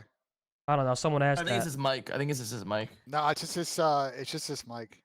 Ernie, I get that. Like Legend was dropping a 0.4, Ernie. Like, and that probably wasn't helping at all. But that's what I'm saying. Like, Gwyn needs to start Right back. Ernie, Gwyn needs to start taking matters into his own hands, bro. He can't just sit there and go through the motions. He has to take it by the balls and put it in his own hand, bro. And if he's not doing that, I feel like that's an issue. That I don't know if he's doing. But how do that you or know? not. Exactly. So why are you even saying that, though, if you don't Because know? of the rosters that they're building. That's why I'm saying that. And he's that guy. He's supposed to be that guy. Why is everybody spamming question marks? What happened, Ben? Did you turn the camera? What happened? Bro, No. Tom, you're dumb balls in it. Oh, that? Because I said he's got to put his balls in his hands? Oh, Bro, you know- absolutely. Bro, you know what I mean? Like, you know what I mean, bro? Like, it's like, bro, like, Tony, who was going on before? Like, what were his past teams? What was? It was Carolina, it was Slasher, Carolina with Teej, TJ, Vivid, and then it Slasher. was Dylan Rex for Vivid. That was the only rosters. And then this roster that he's on now. And let's just talk about Carolina real quick. They were actually really Wait, good. what about T-Fell and Clay? There was that roster too. What? Oh, T-Fell and Clay was his rookie season. Wasn't that just one event? Am I? C9. Cloud9, Tony. Cloud9. Who was that team? I don't know. I forget. Yeah, holy bro, I'm telling you, we watched so much COD that it starts to blend together. Who was the roster? Benjay, who was that roster, Benjay? Benjay, who was that roster? For what? When's C9 roster? Who was the C9 roster? Carolina year one. It was Felo, Clay, Teej, and Gwyn. Yeah, that was last Fellow year. Clay. There's way too many vets on that team. There's no wonder why that shit didn't work. There's way Wait, too many we vets. talking on about there. the team last year? The team could have been good last year. What are you talking about? They were good until they dropped Vivid because he wasn't getting a lot of kills. And then Dylan Rex came in and he just did not play great. The whole team went to shit. Everybody that But was why didn't playing he well, play great? But everybody, hold on, though. everybody besides Gwyn started underperforming. Gwyn was frying all year and finally showed up on LAN at Champs and EWC. That's a fact. Okay, so this is what you do. After this major, you see how it goes. If you're going to blow it up and build around Gwyn, you have to get talent around them that you know they're going to come in and be productive. And it can't just be people coming. Like, he also needs to step up. Like, even with talent being surrounded, like, with him, like, if you're surrounding talent with him, like, he's going to have to step up as well. And, like, especially if they're, like, rookies coming in. Like, he might not be the rookie anymore. Like, if they're picking up, like, rookies and shit. Or you pick up, like, fucking Brack or something. Like, somebody who's going to come in and, like, fucking start yapping. Because I'll be honest, bro. When I watch Vancouver, including Gwyn, their whole entire roster, the arrows are not it, bro. The arrows are not it. But, oh, what is that, Ernie? Hindsight? Is that hindsight, Ernie? Because I've been watching it for a month. And I'm sure if you watch the same thing, Ernie, I'm sure you would be saying the same fucking thing, Ernie. You know what I'm saying? I'm sure a lot of the top teams who watch Vancouver. Let me ask you this, Ernie. Ernie, do you think Vancouver's running the right ways on the map? Do you like their arrows, Ernie? Ernie, do you think they have good arrows? Yes or no, Ernie? Yes or no? Do you think they have good arrows? Do you think they have good teamwork? You know what I'm saying? What do you think? You know, what do you think, bro? Two Bens is crazy? Yeah, we do have two Benjays right now. Yeah, yo, Ben, they're saying you're texting hoes in D-Town. Are you trying to get some action this weekend? Zen, I'm locked in because we do a watch party for 12 hours, so I'm trying not to get distracted. You know what I mean? All right. Otherwise, say nothing. Otherwise, you know, I get Tommy yelling at me that I'm not executive producing and I'm fucking slacking off. Wow. Well, what happened? What did I do now? You didn't do anything. You didn't do anything. Somebody donated. He called me Captain Pepperoni. It's got racial undertones. Where's Ernie? All of a sudden, he doesn't know how to type? I mean, he might be loading into a map for a scrim, you know? It's about that time. Yeah, that makes sense. True. You think he's loading a map for scrim, so he's been in here for 50 minutes, but now they're scrimming. I guess. I would hope so. Okay, well, we'll ask him that question later. Tony, do you like the ways that Vancouver's running on the map? Do you like their arrows? Bro, I think the team sucks, but it's also they're getting pummeled once a week by teams like FaZe. Like, it's so hard to truthfully evaluate them. It's a confusing team because the team is obviously not good, and they're playing against the best of the best, getting globe-trotted on. So I truthfully don't even know how to evaluate them individually. The team is not set up for success this year, especially putting Legend in this situation. Bro, They brought in Safari, I'm not blaming Gwyn. I'm telling him to keep Gwyn. I'm telling him to keep Gwyn. That's what I'm telling y'all. I'm telling y'all to keep him. My bad, Benjay. Sorry, people aren't listening, Benjay. They're just not listening. You're good. I mean, I just think they were set up for failure. I think what Vancouver are going to do is just keep picking up different challengers players. The combinations are not going to work, and they're going to get less. Like, I don't. Listen, not everybody can be top 8 in the league, okay? Facts. And they're understaffed situation. They're under resource situation. They're going to be a tough spot points wise because my expectation is they're going to have 10 points by the end of the split. Like, I don't know. They're going to probably try like, I don't know. They could pick up like Gwyn's boys and maybe, kind of stick with that circle. Who is that? Gwyn's boys? Yeah, who are his boys? Who are you talking about? What are we talking about? Wait, tell me. Like, brother, do No, not name put in names. another cycle where he's gonna go 1-10 again, and the team is fucking chalk. Wait, Ben. Wait, no. I want to know who Ben's talking about. Like, genuine question. Who are his boys? Well, it's like, isn't he friends with like Purge and those guys? Like that whole fucking circle? Purge? Yeah, Well, he's on Boston, so who else is there? Like, what was his OG team? It was him, Purge. I think he teamed with Yeez, but I don't think they would pick up Yeez right now. And Timmy, although I will say Timmy's actually playing pretty good right now, but I don't think they'd pick up Timmy. The problem is they might try and they might be the team to try and pick up like the P7 players, but I don't know if that really I don't even know if that makes their team better. You know what I'm saying? If it's like, I don't know, what would you drop Lunars for Geo? You'd keep Tej, would Tej, Gwyn, like Geo and Wake? I don't know if that team is infinitely better. Geo and Wake is a good shout for Vancouver. I'm not even trolling. That's a good shout. Geo is not a bad shout. If we're going to talk about Geo, Oh no, Duarte just said, "I'm coming." You're sitting there watching. Hey, I'm not even trolling. I don't. Oh think my that's a bad God, shout. he said, "Y'all don't know what's going on." He's here we about go. to roast the fuck out of us. He said we don't know what's going on. All right, get his ass in here. Maybe he knows more than us. Man. Well, Wait, Tom, how's the other box then? If you're gonna, there you go. Get him in here. yeah, Duarte's looking good these Yeah, days, man. He's got TeamSpeak pros. He can fucking Duarte join is channels. looking good these days. You know what I mean? I'm just saying, like, bro, like, how many times? What did he say? There's like 2 things they can do. I'm booting up my PC. All right, here, Absolutely. There's more than 2 things they can do. I think they may only have a couple of good options. The problem is that, and I just think, I'm gonna say this, and I mean this with all sincerity. I think Gwyn is talented, but I think this is going to be a key year for us to see which path he goes. Does he figure it out a la Joe Deceives and really kicks it on from there? Or is he one of many of players that we've seen in COD who have a lot of talent, a lot of gunny, but they don't necessarily make the consistent right play on the map. And they just kind of are, I'm not saying forgotten, but they just never take the next step as a player on like an elite team. Yeah, but the right people around him will help him take that step to the next level. That's like the right people around him will, like, they'll learn from that. At least I hope so. I mean, he has had some vets around him, but like he started with Clay and Felo. You know what I'm saying? Wait, what did Tyler's Felo just texted me? Hold on, what did he text me? No way. He just texted me. Hold on, let me see what he said. Hey, can you repeat it? He said, "Please let me get in there one day. I can provide clarity. Why don't you just join up right now, Tyler Felo?" He might be on an airport or the flight or something. Maybe on his phone. Yo. Hey, let's go, what a Chris. pleasure. Duarte! And he's out in of here. Dallas. He said he's And in he's out of here. Dallas. You can't join on your phone, T-Fam. All right, Duarte, go ahead. Why don't you tell us what we don't know? Duarte?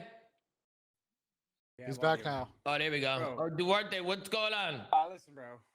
You gotta like when you're breaking down a roster of like this catastrophic proportions, you gotta start with step one. Okay, not everyone's gonna be top 8, just like you said.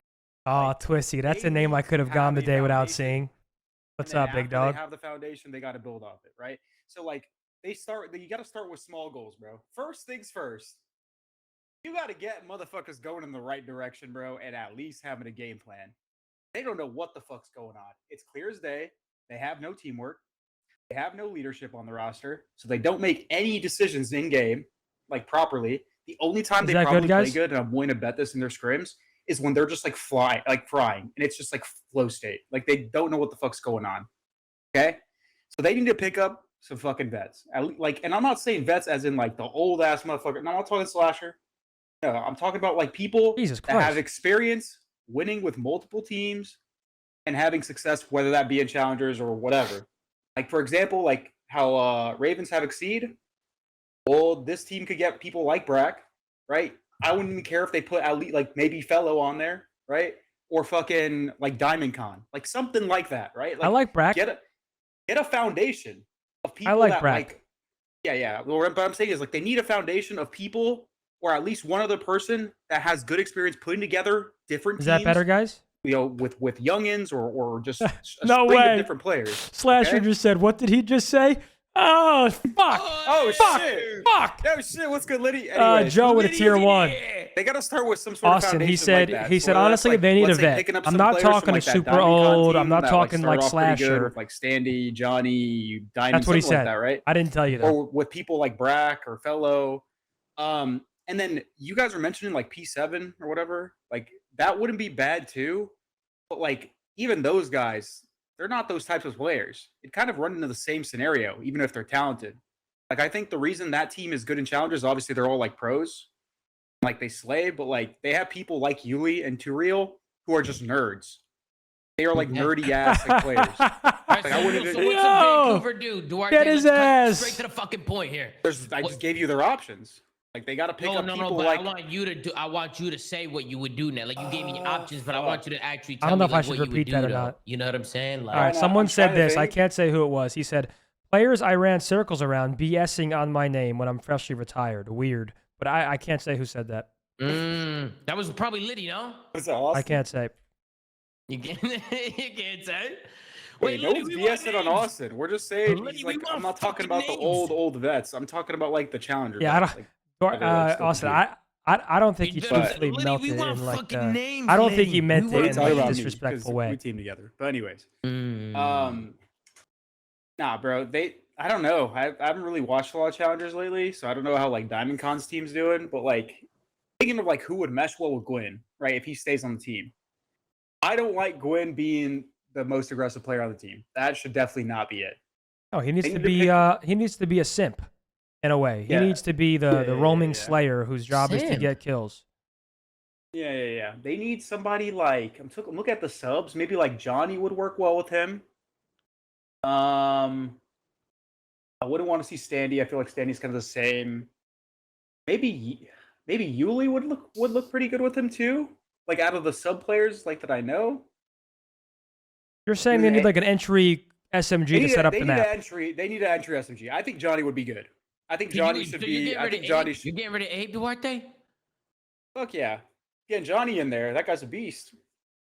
Abe You're was getting like, rid of, you're getting rid of listen, Abe bro, after I what love- they just gave to him? well, bro, but it doesn't matter. They gotta fucking bro. Okay, if you're just blaming it on the ARs, bro, like it's not just the ARs, bro. They gotta recomp this team, bro. And Abe, listen, Abe, They threw Abe in a fire pit. that's fine. Abe, great player, no experience. No experience. It's literally the least amount. Like he's probably the least amount of experience on the team. That's fine. No, it's not fine. Not when you're trying to salvage a roster. He had no fucking experience. They're What are you doing? they're in a Doesn't bad matter, bro. They're not in the same position as them. boys. They're in a bad spot. Like they're Bro, going. Brack or somebody's not going to come on this team and turn Abe into fucking a person that's going to be Optic and fucking these guys. Wait, Like, I talk it's about not the going to happen. stallions like that. It's not How going do to you go happen. for a walk? All right, he's defending No, the Stallions. Stallions crash Okay, out. Johnny, better player. We're picking up Johnny. Okay, then we're going with. I'm thinking Brack or Diamond Con or no bullshit, both. Like, just get it out the way. No, they should not. Get Listen, out I the way. love Connor and love Brack. I think putting them together. Wait, who's on their team now? It's DC. Looters, Abe, It's Oh, it's Teach, or- Flames. It's Flames Yeah. is on that team. With Flames Diamond instead Con. of Exceed. Fuck. Okay. I'm picking up Brack. If we're not going with Diamond Con, And they just lost to the Absolute Huntsman. Just wanted to put that Yeah, out there. yeah, but that's like you guys are like, bro. You guys are like New Blood. It's like the same thing, bro. Like unless you pick up your whole team as like a systematic team, they would just be all running around the map clueless because they would have like no chem. But you need like a vet, like a staple. Like you need experience. If you want to salvage this roster and create upset potential, you go for experience. And then you build off that. Like it's just if you just put together a bunch of like rookies, for examples, they're gonna run into the same issue. Yeah, but I don't they can't disagree. They can't make a fucking. The Neff with a here's the resub for problem, Chris. 13 months. Appreciate I you. think the best way to play this game for them in their position is they can't sacrifice pace. If they want to have a Who chance, the fuck is saying No. sacrifice pace? well, you're talking about picking up. No disrespect, like Brack and Fellow, like you're not going to get pace with Brack and pretty- Fellow? No, but Brack You think- deserves a shot, by the way, because I've been Brack saying that for a definitely while. deserves a shot. Brack And hold definitely on. deserves a shot. And hold on. What are But we the idea is- saying? What are we saying? Like these teams, like these players What- aren't playing the same game in challengers. What's the 4 that you're proposing now? I'm not proposing a fourth. I'm like thinking of like You combinations. never propose a 4. Well, that's because it's not up to us. I'm giving them options. Yeah, it's not up to us. Yeah, it's true. I hear you, and you want to go for Like- experience, but they got to also like. You They need got- you need some experience and some shooters, bro. Like you're not gonna get it all, bro. They need to, because they're in such a bad spot league position wise, right? Probably 10 points after the split. They need to find a way to get a bunch of sixths in order to like actually have a chance to qualify for champs. The one thing they need to do though is they also need to make sure they can keep up with the pace of these other pro teams play. So whatever comp you need, yes, you need to put experience in. That's why I do like a Fellow or a Brack if they are that like main AR like anchor player on their Why team. is there L reader? They still need pop off like Fellow this- talent to play around that. Like you guys, Well, and yeah, there's- no shit. well, no, That's what I'm last- saying. You get Chris, people like Johnny. Wait, what are you That saying? guy's a pop-off player. I know, but last point, Chris, is like, and I'm not, there's not like someone's got to get 11th and 12th, and I'm I gonna be would honest. say I like, would say get a Luca, but like that guy's on phase. I don't think they can get a Lucas. Obviously. Bro, I'm Obviously. trying to get Tyler Fellow. Does he speak his Does he get in here? Dude, you guys aren't listening though. It's like, man, you're like saying, "Oh yeah, let's get this pop-off potential." Motherfucker, the pop-off potential players are all banking on themselves. They are not joining Vancouver. DMs, Tyler Fellow, DMs. Yeah, but they got a tough thing of like you can go pick up 3 or 4 experienced players, but is that They that only Ross- they're they have to find a way to get 2 sixths. If they the can't only get, okay. if they can't get 6 twice, they're not making Listen to me, bro. champs. The only Playing people out. that are viable for them to sign right now are people on like P7, people on Diamond Con's team, and people on Omit outside of Aluka. Bro, Maybe. the odds they make And champs, by the way, no matter what the roster It's is, so is cooked. very It's so slim, low. bro. Exactly. Like, No, it's And not. the reason, Yes, it the is. reason- Nah, What? they can get, but nah, a big turnaround. They can get back in there. Yeah, Well, you they give were- up. We haven't even been to a major yet. You're gonna give up on the champs, but bro, they get 3 wins in a row, 3-4 wins in a row. They're back. You can't just give up like that. You haven't even been to a major yet. I mean, just based upon I like, think, talent yeah, available, bro. it's It's not gonna less happen. about them, and it's more about the combo I of think how it's good some of full. these Y'all teams not are to and how lose. ahead Y'all they got are it, bro. already. And then we're talking about them making a change and hopefully winning 4 or 5 games in a row. Yeah, they're It's not chalk, bro. Like, it's not they- impossible, but it's unlikely. Yeah, they need a foundation or like a quick fix where they just pick up like damn near an entire team, put it around Gwyn. Well, Like, my literally well, pick my- up 3 people well, and put them what around might Gwyn. help them, Chris, is that I think there's a good chance that them and C9 are getting 0 points this major. Boston is going to get a tough match. And right now, Toronto and Miami have a very good high likelihood of playing each other for top 8. So one of those is also getting 10 points. The problem is those last 2 are probably also getting a minimum top 8, but the I'm not even gonna lie, bro. They Like should, they're they gonna should only do, they're only gonna be 20 points behind. you all what they should do. like, you it's you tough all what they spot. should do, and I'm saying this like wholeheartedly, and I think it'd be a good decision. They pick up P7 and they use Gwyn instead of Turiel, and they offer Turiel a coaching position. Who's their coach right now? Is it Atura? Yeah, it's You right can, there. Oh, you just disrespected the offense. fuck out of the You kid. just- No offense. You Like, give him a coaching no position? offense. Wait, because you're already saying they're going to pick up Gwyn. They're not going to drop their entire team and pick up P7. So I'm like obviously going in with the intention that that's happening. Correct? I'm not Okay. doing it because I'm No, like, oh you yeah, can drop drop Gwyn Real. too if that's what you think is better. Like Okay, whatever well, you if think they- is the if you- best. If you want a quick fix, you just will send it on there. But what I'm saying is, I get what he's I think that'd saying. be a good idea. I get what I'm he's telling saying. you- and I think for Turiel, like granted, he's had like he's had a lot of like downs in the league, right? So I personally don't think no matter how good he's doing, it's probably very like slim he's ever going to be in the league. If you know Turiel and Tyler, you know him, I think he'd be a good coach. All right, so here, may I get the talking stick for just Go one ahead, go second? ahead, go Yes. ahead, go Tyler ahead. Fellow, man, what a fucking pleasure. What a pleasure. Yeah, okay, so first off, I want to say I don't have an intention of getting on Vancouver, so I don't even want my name floated there. Like that's not my intention. Send him the contract. I like with Gwyn, right? Gwyn used to run a sub. When I teamed with Isaiah, he was a great sub player. He still had some things to learn. It was his rookie year, but he was a great sub player. Last year and going into this year, I think he's transitioned to an AR. And what you'll learn is when you run an AR, sometimes you don't really have as much of an impact on the map as when you ran a sub. So if I'm the GM of Vancouver right now, I'm telling Isaiah, I'm looking him in the eyes and I'm saying, you're running a sub. And then I'm going from there. That's what I would do. First off, you need him in his right role. Like, I think Isaiah is a great player. I don't think you drop him. But I definitely think you get him in his comfort zone. Right? And as far as outside of that, like, Carson is not slow. Like, I play with Carson, and like Carson pulls out the sub more than I do most of the time. Like, Carson bangs. He's got a stigma from 2019, bro. It's 2026. And what you just said about Two Real, like, I mean, to each their own with how people think. I think it's very game by game. Like, straight up, last year I was getting fucking had. Like, I was getting shit on. There's no way to dance around that. Like, I was getting shit on. You can blame the team, this, that. I was getting shit on.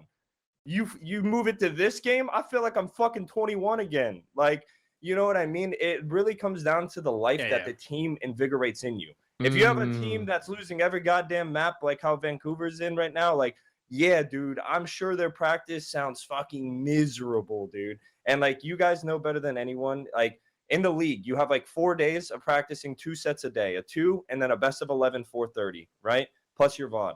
So you have like 8 to 10 scrims a week to turn it around. And you're right. Maybe you have a hard fucking schedule. Maybe you played Optic last week and then FaZe the next week. And like what Zin said, so it's very hard to like, did this team get better? Are they playing better? Did they improve last week? It's hard to really tell sometimes, right?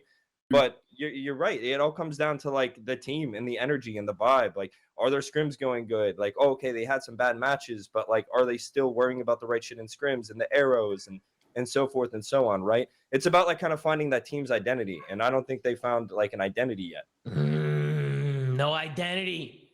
Tyler Fellow, man. What a pleasure, man. I will say one thing, Tyler, is next split, everybody plays everybody. So there's no That's schedule amazing. There's no scheduled cheese going on. But Tyler Fellow, what would you do with Vancouver, man? Would you Well, blow it hold up? on real quick. And I will also say stage 2 is the most important split of this year, without a doubt, based on how many matches there are. So stage 2, you fuck around, you don't have the roster you want. Once again, it's not impossible, but it's very, very unlikely that you're doing anything if you have a bad stage 2. Yo, so do you guys actually think that Gwyn is fucked and can't make champs? I don't think, bro, I don't think it's like It's that, not bro. impossible, but it's unlikely, Tom, because it's less about right now. Surge is in hell. He They need to stays in the figure out a roster, situation that he is, and it's then. unlikely. But you also have to think about the teams they're competing against. These good teams are gonna get better and better.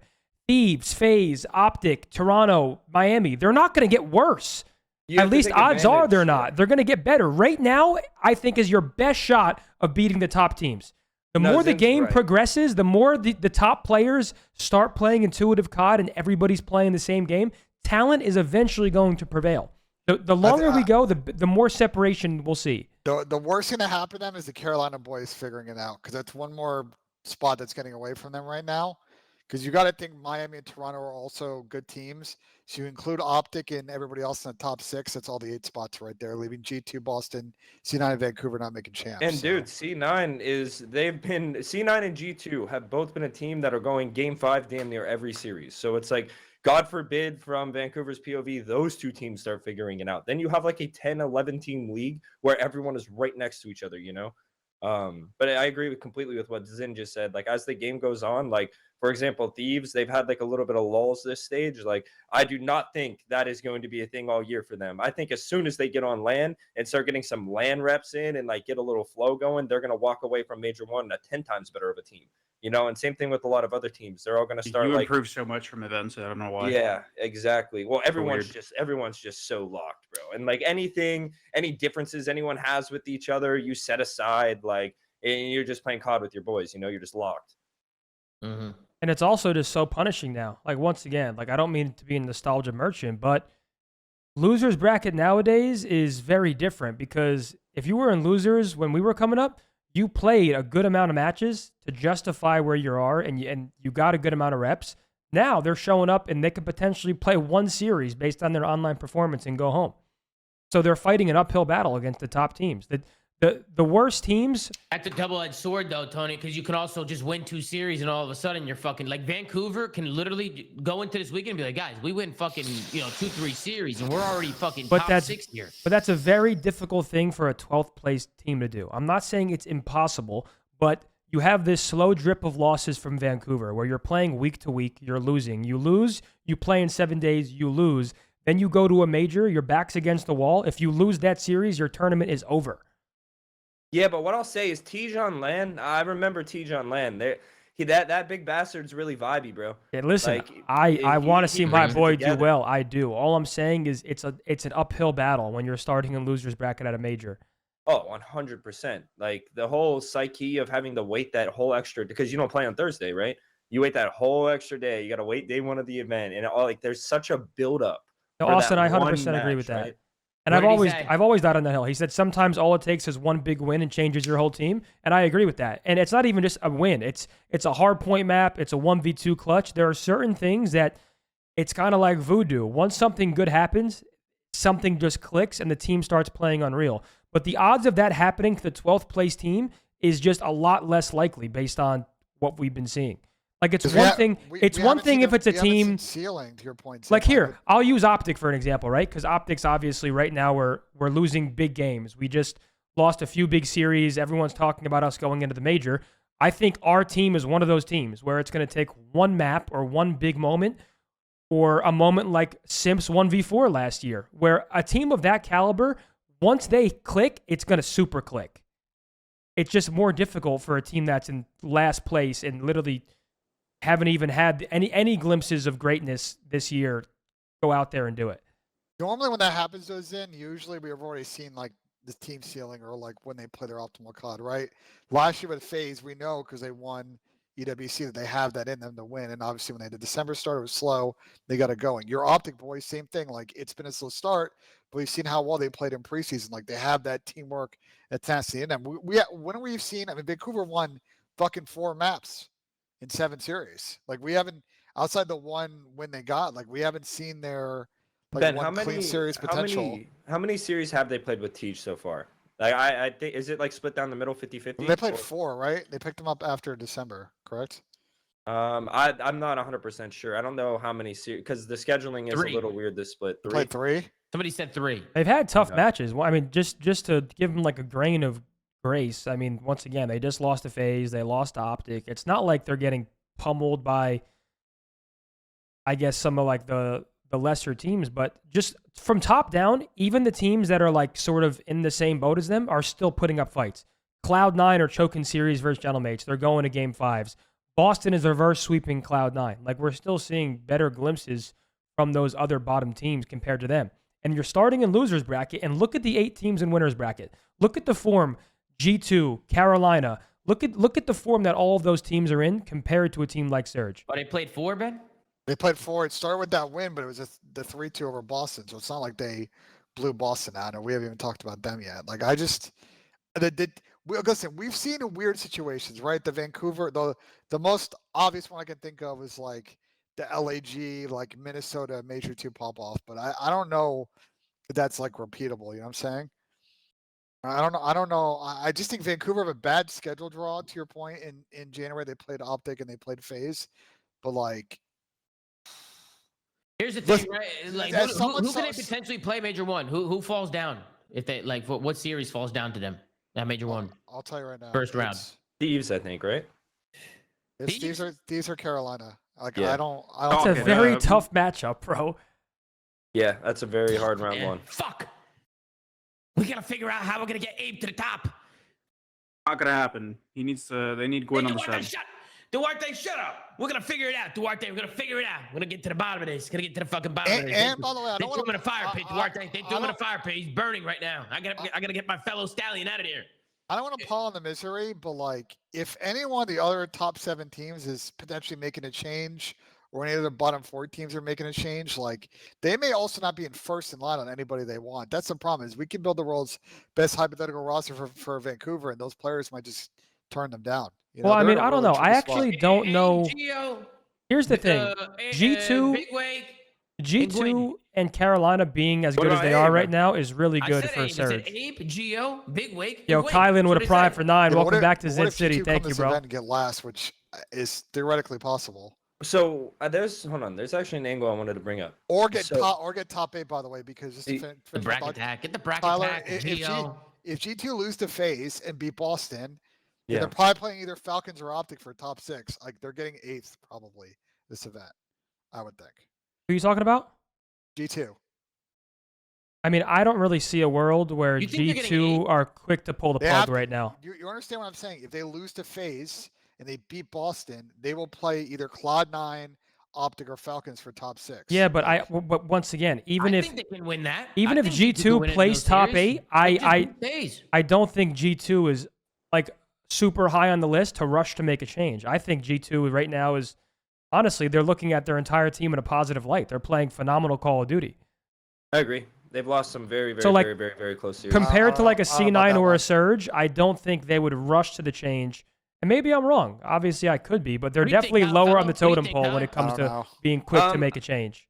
I think the league is incredibly close right now, and I think one change can obviously, if it's the right person and it's for the right team, it can make your team a lot better. But you can also you can take steps back. It's very possible. So it's like if you're that close in a league right now that is this close, do you really want to? If you think your team's all right and you guys are working through, getting better every day, your scrims are good, and you see like the positive progression, I think it's very risky to make a change right now for someone like them. Like I think their teams, like when I watch them, I think they're good. They all have glimpses. Sometimes they fuck something up or they lose in game 5. Like I don't think they're a bad team at all. It's got to I mean, be I'm gonna- confusing too, real quick, Ben. And the reason I say it's confusing is because before G2's most recent huge stint, the questions were like, okay, Estriel not playing the greatest, Caesar's not having the best series. Then Estriel comes out and has his best series of the year, and Caesar is now playing pretty consistently well. So now it's like, fuck, the team is performing well and everyone's playing well. There aren't the same questions that were there a few weeks ago, I feel like. I just feel like they're lower on the totem pole. Like I see Surge, I see Cloud9, I see maybe even Boston. Obviously, it's major dependent, but I have those teams to make a change first. I mean, you guys got to think about coach philosophies too, right? Like that definitely plays a factor, like for sure, right? That's true. That definitely does. And I feel like they I have don't- different styles. Yeah, I don't think I know Dan, I know Looney. I don't think Dan's thinking of a change right now. I think Dan's thinking very forward with this team personally. I don't think he's thinking in his head oh, I need to drop this guy or this guy. I think he's thinking, how can we get over this game 5 hump that we're in? There is one situation, Yeah, though, I will 100%. say. If there's a situation that I'm kind of just throwing shit at the wall, if G2 has a guy in challenges that they're looking at, that they're like, okay, this is going to be our guy if things go wrong. If there's a situation where they place top 8, right? Not terrible, but not great. And that player might get picked up, it might force their hand as well. If they're like, fuck, bro, we really want this guy, that might force something quicker than we'd expect. Boys, Just if throwing shit at the wall. If G2 don't get a gritty minimum top 6, Caesar's getting dropped. I will put 5 gifted on the line for that right now. Damn. What if he fries though and that happens? Well, then been yeah, frying. then if D League fries, Jam with a prime for 8 that's a months. different Welcome back. situation. But Thank you. If what happened has been happening most of this stage so Damn, far, Vente. where Caesar played really good against FaZe. I think that was probably his best series of split. But he's been mostly not a net positive in respawn. He's been pretty good in S&D. Wait, you're saying after Major 1, Ben, if they get what? Yeah, What is it? if what I think is going to happen to G2, where Which is what? They get top which is 8? they lose to FaZe, Okay. they beat Boston, and then they lose to Falcons or Optic and they get top 8. I think they make a roster change. And they drop. What if they beat FaZe and they win the event? And they won the fucking event. Of course, I'm gonna make a They're not fucking gonna make change, a Chris. change, Dwight. Like They- why? they- Like, I just why want the to fuck clear. would they change at that point? I'm Like, trolling, guys. Come on. brother, what? Hey, Benja, are you at the facility? Yes. Can you let the Stallions in, please? Can you let the Stallions in and please escort them to their practice room, please? Thank you. Yeah. Here's here's what I do think about I don't know G2. why they're figuring it out. The only things I'm confident about G2 are that Crimp and Mamba are not going anywhere. I feel pretty confident when I say those things. What you say? Like I'm confident that Crimp and Mamba are going nowhere. If there's any two players that are staying on G2, I think Crimp and Mamba are up there. Crimp is definitely not going anywhere. But bro, Caesar's been playing good, man. I don't know. Like He has been. He's been doing his thing, bro. You know, I think he's comfortable right now. He's comfortable with his team. I'm gonna He's pass. probably over got that. good- What about Estro? You're gonna get rid of Estro? He's been fucking phenomenal. Oh, he's not getting rid of anyone.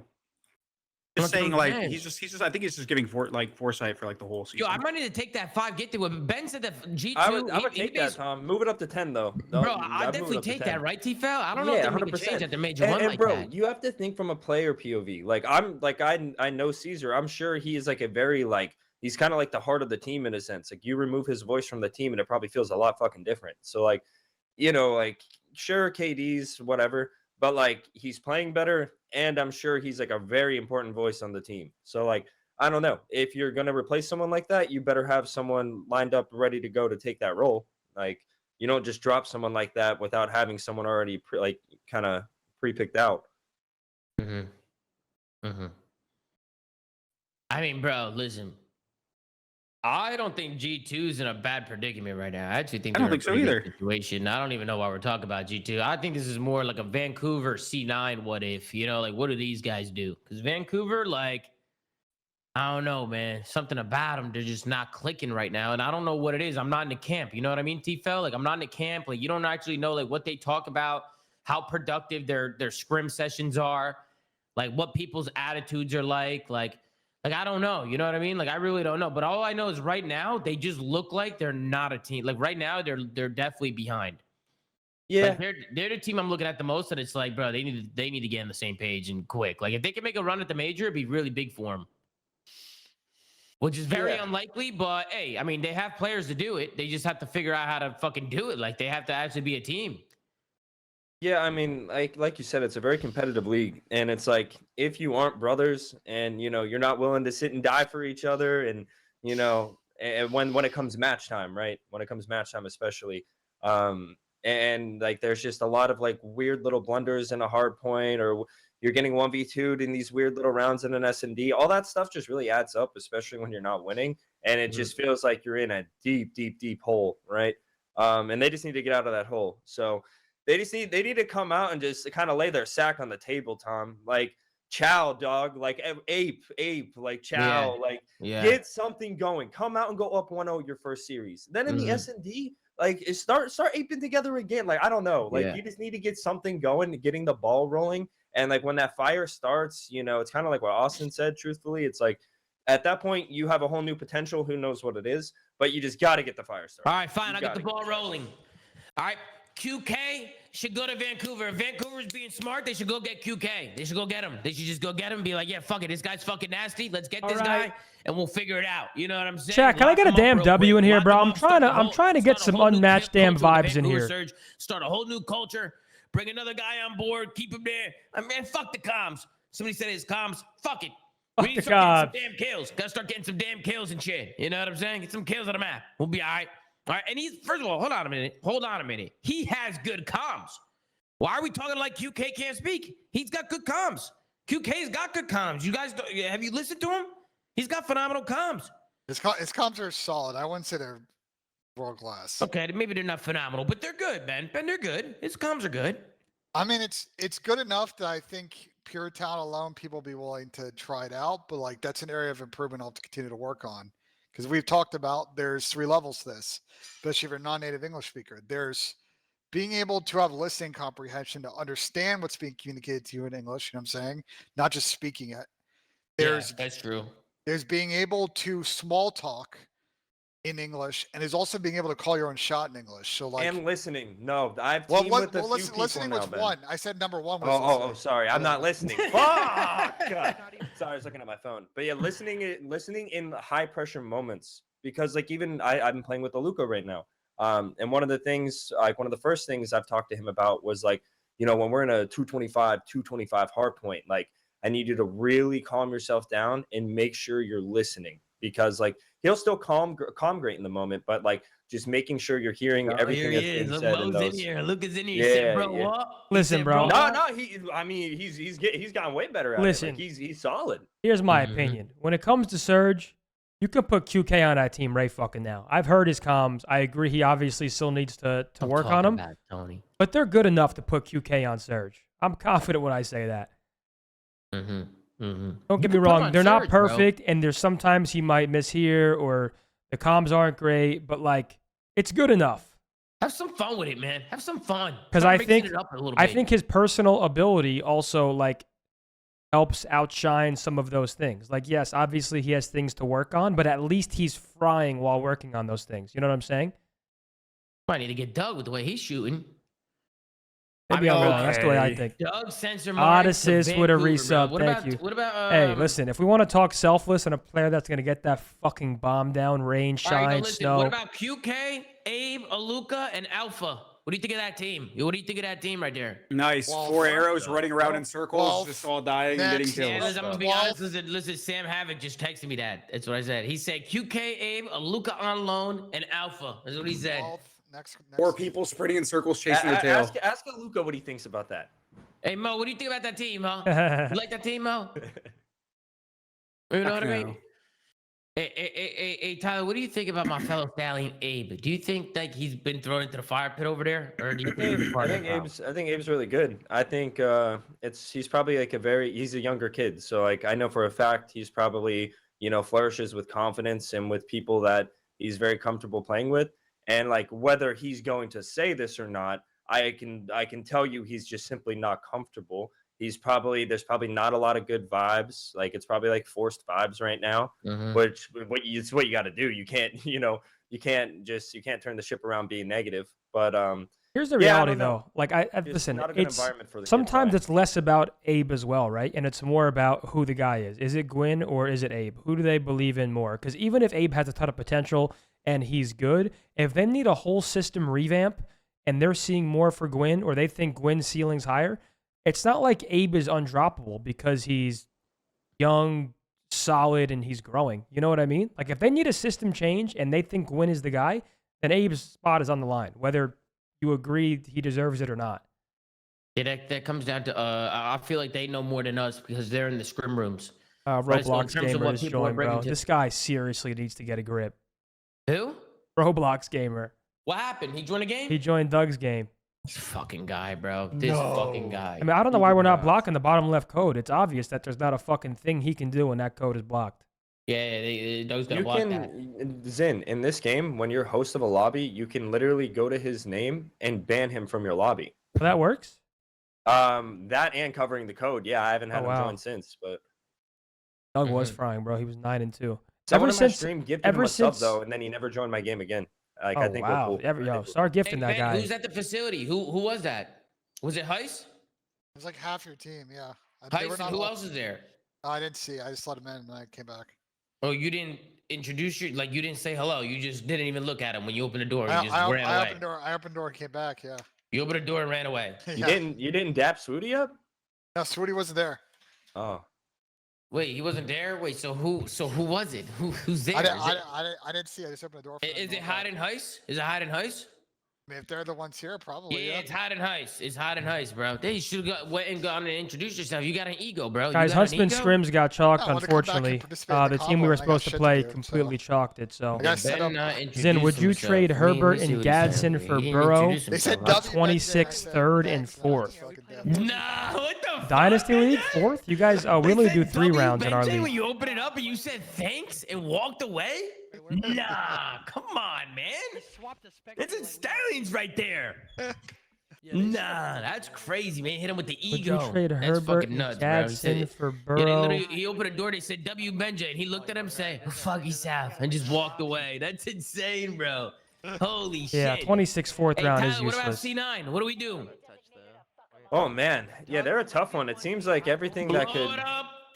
It seems like everything that could go wrong for them. Yeah, I feel bad It for just them kinda because they're goes wrong losing for game them. 5s. They're getting reverse swept by Yeah, Boston. They're that's choking tough. against Yeah, Gentlemates. I would honestly think I'd rather get 3-0 slammed if I'm them, Oh, for sure. because you'd know what to do more. Like, they're Yeah. actually competitive in these series, and they're taking turns playing well, where it's like so hard to truthfully You probably keep that evaluate. team together and see if they can turn it around. You probably keep them together because you could just take steps back making changes So- as well. Once again, They're- practice matters. yeah. No, they're gonna make what? They're gonna make changes if they get last this tournament. Why? So what do I you agree think with they're Ben. gonna do, I Benji? agree with What do you Ben. think they're gonna do? What if they get top 8? What if they get top 8, Ben? Who do they play?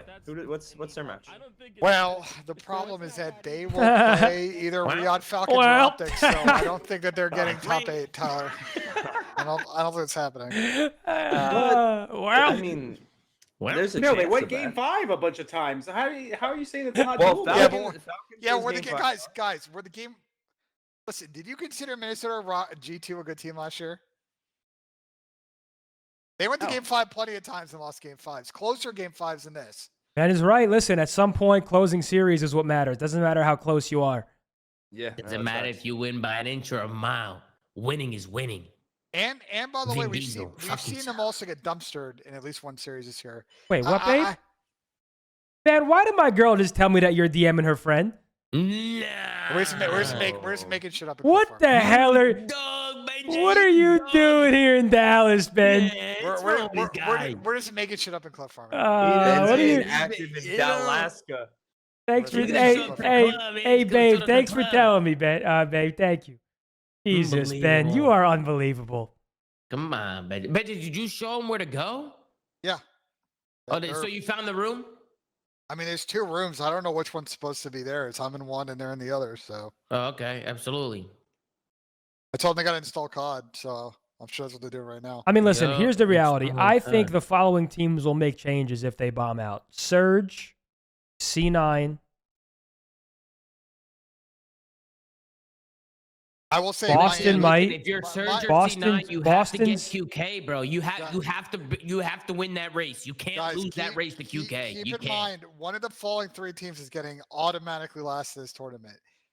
Gentlemates, Toronto, or Miami. One of them is getting 12th. That is Yeah, but unavoidable. bro, what's Miami gonna do? None of them. I don't think any of them make a change. QK Toronto. speaks Spanish. Listen, he speaks Espanol. Wait, Toronto, who, if they lose, I KK? don't know. No, QK, he speaks Spanish. Wait, really? Apparently, he does. They're not getting rid of Super or Rencor. Miami's- Eric Boom. Mi- Hey, Mi- Eric Boom. Shout out Eric Boom. Eric has been Bucks. playing well. Eric has been No, playing really well. Miami, if they get last, I think probably try one more stage just because I think they're under practice and they probably will just give it a go. I don't think Super- Gentlemates is getting 12. Bro, He's not Super's being arrow is interesting, bro. I've never seen some shit like it before, bro. I'm not gonna lie. He's really fucking good. But like sometimes his arrow be confusing me, bro. You know what I'm saying? Like, I just want Super to fucking sit a little closer and start running it down. That's what I want him to do. I want him to sit a little bit closer, start running it the fuck down. You know what I mean? Actually, he could probably sit where he's at, but when they get kills, if he starts running it the fuck down, they might actually be different, bro. I don't I think mean, Miami's changing, bro. I don't think so. Even if they place 12th, I think they'll run it back again. I mean, think Then one again, thing, like Super just like I don't know. I He's got a think weird Metals. playstyle cook. It's I hard to think play against. Metals is the most consistent he's ever been in his career. I think he's done an incredible job at like. Bro, I played with Adrian on that 10-man roster. He went from pretty damn inconsistent to pretty consistent. Like Metals is. Sam said Miami don't need changes, man. Sam, you want to hop in real quick? Sam? Yeah, and then they and don't need honestly, changes- Trakes has been frying too. They don't need changes now. 'Cause I think again, they've been a team that didn't get here super early. I don't think they played a lot like in December during the break, January. So they're a little bit behind, but like I think if they play poorly at Major 2 and need to, catch up to make champs, they It's going to probably be do. Surge, Cloud9, Boston, depending on how they play. And once again, Boston, I think Nasty's not going to be moved. Snoopy's not going to be moved. Then it's like Cammy or Purge or both. But once again, I say that, I was like, damn, Cammy might be on a chopping block. and we see Cold War Cammy go 31-13 and then fry game 5. Like Cammy started playing well. So I don't know. But I can see Boston potentially making a change if they bomb out. Anybody else? Who am I missing? Am I missing one? It's gonna be 4 teams, bro. And if I had to make a prediction, it's Boston, Cloud9, Vancouver, G2. Look forward to make changes after this event. Bro, Doug has to block the code in the bottom right. Yeah, what is he doing? I Let me- don't let me- know, dude. Bottom I'm left. watching this Yeah. losing full. Or Why bottom does- left. You have to Does Doug block not know that? code in the bottom left, bro? He'll keep joining. Ben hates G2? Nah, Ben's not wrong. Ben, listen, the fact is G2 is playing phenomenal right now, maybe above expectation. If there's a chance where they have to be quick, if they place top 8 and they feel like they may lose out on the pieces that they're interested in roster mania, it might force their hand. Sometimes it's less about truly wanting to make the change and then feeling like you have to. Because listen, the reality is the longer and longer you wait, the more the top prospects are going. I mean, Boston's, I think, in the same spot. I think we want to give Boston more time, but they may, because they got another tough draw. They will have to play either FaZe or G2. Like, I think they're probably getting last. Do they sit here after this event? If they have a guy or two they like, or go to another team, and it's like, well, we've been in a bad stage. We might be fucked. We don't know who we Bro, pick I don't up. know, because G2 has spent more time being good this season than bad this year with results-wise. Like, result-wise. Like, you know what I'm saying? Like, Oh, G2's fuck been up, good. Sam. Don't do that. I don't know, bro. Don't 'Cause take Don't take what you're. Listen, you high wheats, you baked. Don't take what Sam's saying and just be a parrot and take it as your own. Hey, you looking at my chat right now? I You looking am. at my chat? I am looking at your shit. chat. Oh, shit. I'm Hey, just. that was the whole joke. Hey, that was the Yeah, I point. Hey, know. That was the point. good. That was good, right? That was good. He just took. He just read Sam's quote and he put some twang on it to make it sound like it came from his brain. Absolutely. You know, hey, it's a good point, Sam. I don't know. That was my opinion, I think. Sam said it was my opinion. Yeah, but That's my Sam, take don't right you there. agree that even though G2 is maybe overperforming or playing at a great level right now, if they place top 8, if they place top 6, I think they stick. If they place top 8, which is a loss then a win, and then a loss, they may be put in a spot where the players that they're looking at to potentially make a move for are going to go unless they change. Players they're not thinking that? I don't know. I guess we'll see. Top 6 they stick though. Top 6 I mean, they stick. it's like what you said. This year's different with like the scheduling. Like Major 2 is very important. Like, and there's one team or two teams that don't even show up to Major 2. I will also say I don't believe that G2 is one of those teams where the players will be the ones making a change. FY, I think that's one of those. No fucking way. You think Manage- Daniel Looney? I don't think Dan's the type of coach to do that either, to be honest with you. It might not be up to Dan though. Is the point I'm trying to tell you all. Holy fuck! There's someone operating in the shadows. Oh I shit! think it's one of those situations going on over there. Wait, who's operating in the shadows? They got. Fucking G2. G2 management, Tom. They have a But puppet what- master, but- Tom. but They have a what puppet does master. G2 management know? Like, what do they know? Is it the Slayer? Oh. I'm just telling you, you guys are thinking about that as like an old school situation, and I don't think it is. I get what Ben's you're got saying. something. Yo, Ben's Semper, got I something appreciate he's the raid, not bro. fully Thank you. saying Here, Tom. Yeah, well, he This knows might. something, He Tyler. might. Tyler, he knows Yeah, it something. might be one of those off-stream talks when he sees you. No, I mean this has been talked about for past changes around the G2 end. Like I don't think it's you guys have been on those teams, old school. Players are going to kind of drive the change. If it's a bit mixier, management's going to want to weigh in, but it's a collective decision. I don't think that's what is going on in this situation. If they want to make a change, management. I don't know. I guess we'll see. Once again, I think G2 is playing at a very high level, and I would not be shocked. Like, I'm picking FaZe in that matchup, but I'll tell you right now, I would not be shocked to see G2 beat FaZe again. I think G2 is looking very good right now, and I think all 4 of the winners bracket matches can go either way in every single match. I truthfully think that.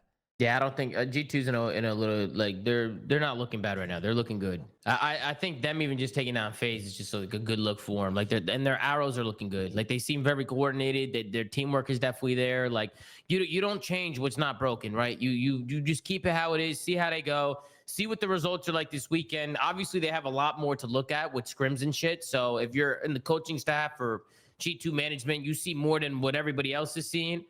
But, you know, I definitely agree that, you know, right now, I mean, I think right now they're looking pretty good. But you see how they do at the majors. See if they can get some results. Do you guys think there's a chance that any top teams make a change if they bomb out? Depends on how mixy the situation is. I think Tom should answer that one. I think Thieves is the most obvious one to me. Maybe Toronto. I feel like Tom will have some good takes on this one. Tom, talk to me. Tom, top 4 teams. You here? Tom? He's there. Tom? Oh.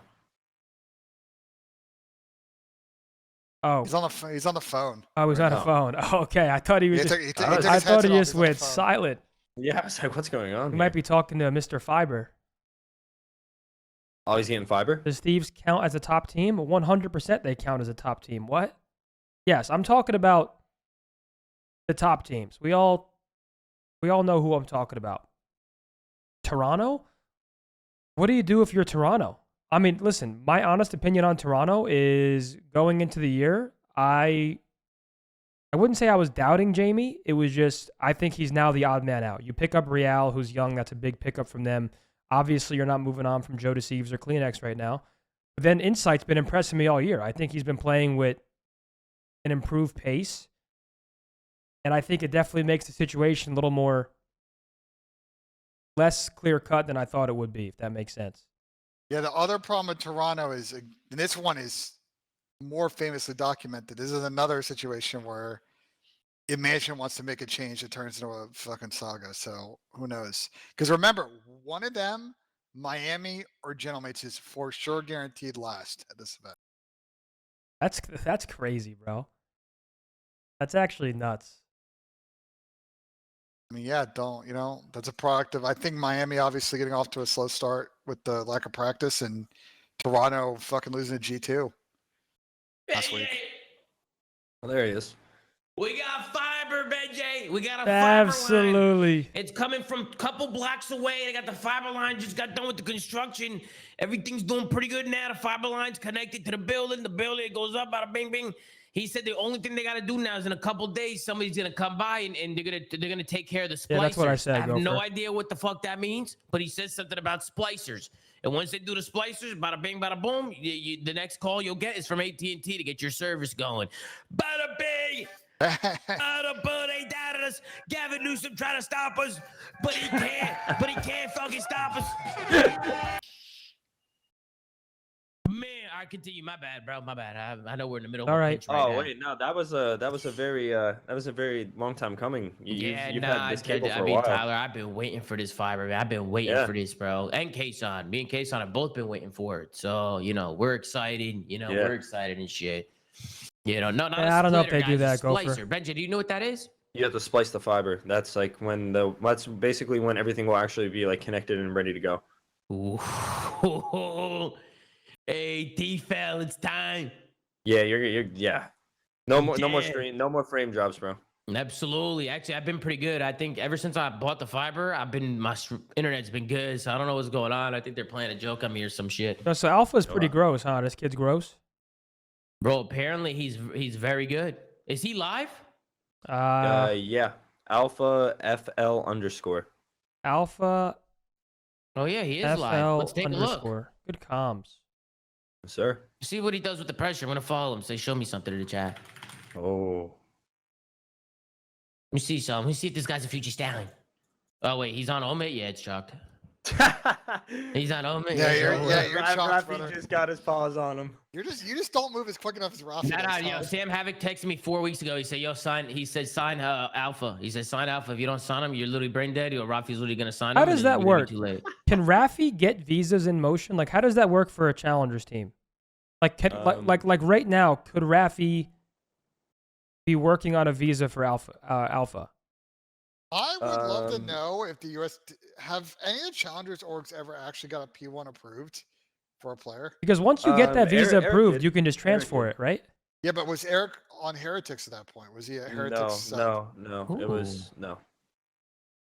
Well, what might have helped is Eric was a former pro at that point. Like when they had applied, like he was still in the league, right? Nope. He applied. No. Okay. Well, I guess then yeah, it's doable. It's very hard. I would say very rare. I wouldn't say. Well, yeah, like, it's very every EU difficult for player a is- challengers team to prove it, right? Because you need to essentially prove to the government that this is one of 48 players that has the capability of being in this pro league. Challengers is like a completely different landscape. I like it. The term they use is internationally recognized. Yeah, So like in order to get a P1, you need gotta be interna- articles, you need a bunch of shit to try and prove that. So say theoretically somebody had like a bunch of charges, like gun charges, assault charges. Is there a way where we can get them back in the country? Is there like somebody we could talk to, or like how? Probably Donnie J. Tom. That's probably the only thing you got there. I think I get what you're putting down, Tom. I think Donnie JT is probably who you're gonna need to talk to there. Who's that? I don't know. He may or may not currently be the president of the United States. That might Talking be the about, Oh, best- you see, talking talking about about, Donald Trump? Or talking you about, talking about Donald you're Trump? talking about Don, dude.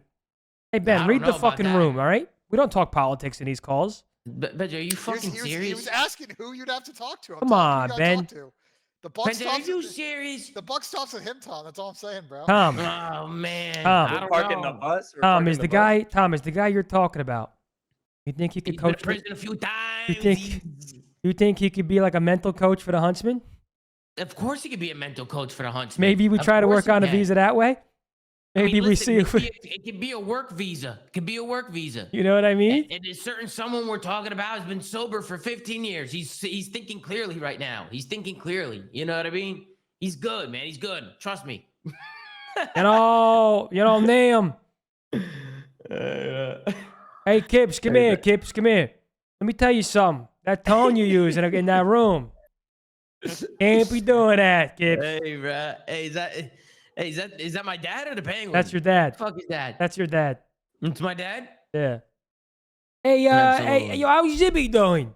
That fat bastard. I always see he's eating. I always reply. He'll just. Your dad's an asshole. Your dad will just. I'll post food and he'll just reply with laughing emojis. He won't even. He won't even give me a message. He'll just reply with laughing emojis. Nah, He that's just la- comedy. he That's just- actually He's comedy. just laughing at me eating. No, that's actually fucking hilarious. That's so funny. Yeah, I can see that. Yeah, he's always just messaging people because he tells me. Bro, I'll literally get on the phone. He's like, yeah, I was talking to Zitty the other day. I said, you were? Say, yeah, on Instagram. That's how he always ends it. Yeah, on Instagram. Yeah, That's where he absolutely. talks. Is that where he messages you on Instagram? Because Yeah. that's what he always says. Yeah, Instagram's like he's on Twitter now too. He's on Twitter now and shit. You know? Oh shit. Dan Looney's in here. Oh shit. Yo, Dan, Benji's trying to blow up your team, Dan. Actually, I got 5 gifted on it with him. I'm trying to blow up the team. Yo, Okay. Benji, we taking that 5? Yo, we taking Yeah, that 5 there? I'm down. I thought it was 10, Tom. I thought it was 10. Yeah, it's 10 actually, Benji. Now we're changing it to 10. You I'm cool with down, that? I'm down for 10. Let's go word. Tyler Felo, that's good basis right Yes, there. sir. Yes, sir. Holy man. I'm down for 10. Let's fucking go. It's 10. Negotiator. Listen, Dan, if you guys stay together after Major 1, I'll slip you 5. All right, we'll split it. We'll go 50-50.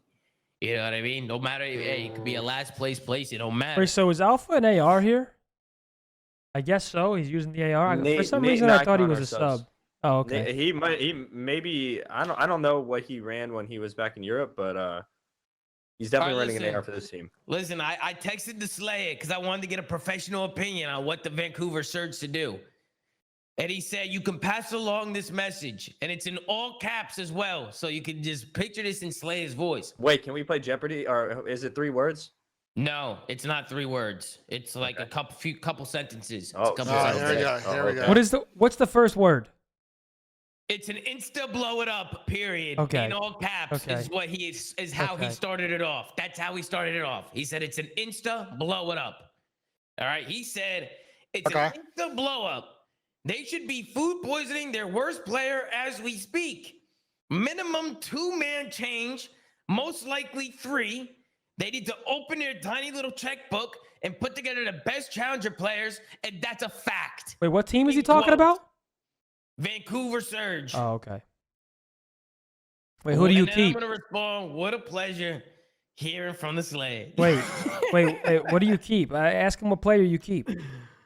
Oh yeah. Ask let me him. ask him. Say, Pat, which player has the What keys? player are you keeping? Pick one. Let's see who he keeps, man. Let's see who he keeps. He said the fat one. So I don't know what he. Teach? Yep, he said the fat one. That's what he Oh said. my God, he's building around Teach. He's building around Teach. I never thought I would hear. Wow. Wow. It's a cinema. Holy shit.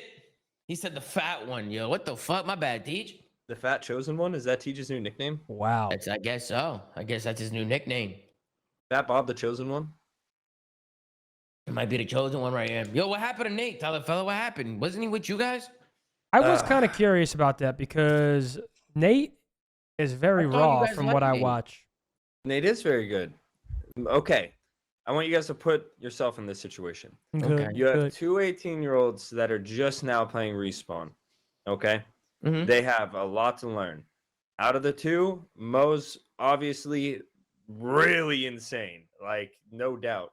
We're playing challengers where you don't have, like, I don't have time to sit and develop someone for a year. Like, I don't. Like, my shit's at stake in that regard. And it's like with Mo, I think he was a little bit further along. But our team is playing against 4 ex-pros half of the fucking time, or 4 people that were in the league. And it's like, they don't have mental lulls. They're not forgetting to block this spawn. They're hitting routes every time they need to break. And it's like all of those little things. After we won the first cup together, people definitely don't like to see us win. It pisses them off. Everyone's going to go harder, right? Everyone's going to work harder. And while everyone else got better, we just were not getting better. We were progressing. Like, there were situations where it's like, oh, we have to block this spawn. And like, a month ago we did it, but now we're so just all over the place that we don't know what the fuck to do. We don't know to go left, right, up, down off spawn. And I think it was just like a lot of overload for Nate, like a lot of things to learn. And I think he probably wasn't really having as much fun. I think Nate, in an environment where he's not necessarily expected to win or held to the expectation of winning every single tournament he's trying to play, is going to be better for him. And I just think that he probably just needed a different team to grow with. Like, Nate is insane. He's disgusting. Like, he shoots straight as fuck. Like, Nate will be really good. Good insight. I just think, like, for example, like him being on the Stallions, I think would have been so much better for his growth than him playing with our team, for example. Right? Like, even though we won a cup and that's nice and all, but like, No, I feel like he's probably a lot more ahead now after playing with you guys than he would have been. oh yeah, for sure. Like, I think it was good for him, but I think as far as like throughout this year, where he's going to get the most growth is going to be what he's doing right now, to be honest. Playing with Martin? Yes. Yes. DCM? Yes. Hey, Martin, I like that. I actually do believe Playing that. with Yes. Martin. And maybe like I'm not saying for the whole year. I mean, challengers is like a revolving door, but like for now, yeah, I think this is like honestly a good team to teach him a good lesson. Like, he has 2 other cracked kids around him. He has Doug teaching him the guidelines, you know. I hyping actually him do up. like it. I mean, listen, Doug, I mean, you'll have the most post-plant situations you're ever going to have in your life. 100%. With dude. DCM, you're going to have the most reps of all time when it comes to post-plant scenarios because that rock will be down. How will you play after it is the question. Yeah. Bro, there's pro teams in search who have full control of a bomb site and don't plant the bomb. Like, I can't, bro. I can't. Who's talking right now? That's Tyler Felo. You're an S&D star, bro. We go way back, Tyler. We're literally day ones, Tyler. Day ones, bro. We all the way back to 1962, man. People don't know this about us, bro. But we were literally like, you know what I'm saying? Like Black Ops 2, PlayStation 3, guys. That's where me and Tyler Felo were at. Black Ops 2, PlayStation 3, playing with Wavy. Man, Tyler, they know nothing about that, man. Bro, we had to take down TJ Haley, bro. And Jersey, Bios and Felo, XX. all those guys. The bastard was in a diaper with fiber optic internet, bro. It was insane. Trust me. All right, Hey, what that else do we need to Fios cover? was When you're beautiful, on boys. offense, Tyler, what's the best thing you could do when you're on offense, Tyler, and search and destroy? What's the best thing you can do? Listen, man, like, truthfully, like, you spread the map, you get some info, man. Like, if they're weak on a bomb, like, you get control of that shit, use your tax, and then, like, you get that shit down. Yeah, you get that shit down. That's what you do. You Tyler, get it down. why is someone lay the asking me rock. how you smelled after the cup? Oh, dude. So like my gaming room, bro, it's like a little bit smaller than my other rooms in my apartment. And bro, like it was 10.5 hours of just nonstop matches, bro. Like I didn't even have time to take another shower, bro. And it was bad, man. It was bad. I smelled like Oh, Challenger. no. I smelled like Challenger Station number 18. It was fucking bad. Yeah. That's insane. My girl came over to give me a hug and she went, "Yeah, I smell you from over here." I was like, "Oh fuck." no. Oh. was You like, fuck. reek like ass? Oh, it was bad, boys. It was bad. Nah. It was bad. I took a long shower after that one. No. Gentlemen, I got to dip. I got to finish setup here. What a Yo, pleasure. Where are you going? I got to finish setting up Streamlabs scenes for you. I got to set up the Rodecaster, test all the mics. Wait, what do you mean Streamlabs scenes? I already have all the scenes. No, I have to add another scene for the gameplay. Wait, are you using my shit? Like, are you like, you know what I'm saying? Like, can I see it on my end when you're doing this? I don't know when it syncs. I don't know if it won't sync until you close and reopen. I'm not sure how But it are works. you under the scene collection? Which scene collection are you under? The same one that all your normal scenes are in. No, you fucking up my scenes. Bro, You why fucking my shit up. Why are you being dramatic for the fucking stream? Because I'm you not know gonna what you should do? No, and tell me this is not a way better idea. Why don't you make a tournament managed collection or scene collection? That way, every time we're at an event, we can just swap to the tournament mode, and boom, we're right back. We're right where we need to be. I can. It does fuck up some of the devices and a few other things, like the flankage row, like copying that stuff over is like a little bit trickier. You know? No, it's not. It's not tricky at all. You just make a new scene collection and you title it tournaments, and then you just add the intro, and you're good. Every time you go to tournaments, the intro's there. Like, it's simple. Yeah. Is it not? I can. I just got to make new sources for everything because it doesn't carry over all the sources from the other. Yeah, scene but that's collection. fine because I think the roads are it's actually pretty only decent, Gopher. gameplay, I actually might head webcam, off and soon then to that's go it, get my right? It's girl's just birthday chat gift. box and I need to stuff. call but and see if the place is open, don't you though. want the flank scenes? Like you're gonna have to switch back to their collection anyway. For Well, the that's show. that. We should have all that. Like, Gur should have all that in a folder. We should have the 5 cam, the 4 cam, the 6 cam, the 7 cam, the 8 cam. We should have every graphic we possibly need on a USB drive. I can make another collection. Like fuck it, I'll do it. Yeah. Make another collection. That way my scenes don't get fucked up. You know what I mean? Yeah. Good. And Well, then every time we go to an event, we're good. Ben, you'll never have to set anything up. You'll just sign in, go to tournament, and we're good. Like, Well, we're yeah. literally good. We have everything we need. I'm loading in the Stream Deck config I had from the last event, and then I just got to test feed things on the Rodecaster because I want to make sure the noise gate's correct because I'm a little concerned that's going to be a little bit loud in the venue. So I'm going to go do that. You good, bro. Yeah, you good. No, that's good, bro. That's good. I like that. That's good He's work. probably, from I'm you, not sure if he's executive producer, Ben. downtown or It was an Frisco. absolute I think pleasure. he might be already be here, Gopher. I don't know. All right, well, He'll listen, be here guys, tomorrow, that's I know gonna do it that. for today's episode of The Pinch. Make sure to like, comment, and subscribe. If you're watching on YouTube, go to Anchor.fm, set the flag, go to audio, says wrong, go follow at the flag. On Twitter, girls with a frowner, job right, social per usual, Zoomaa.gg. We got Stallions merch coming out soon. And we'll see you guys next time. Take care, Roger. Absolutely. Absolutely! What a pleasure, Tony. What a pleasure. What a pleasure.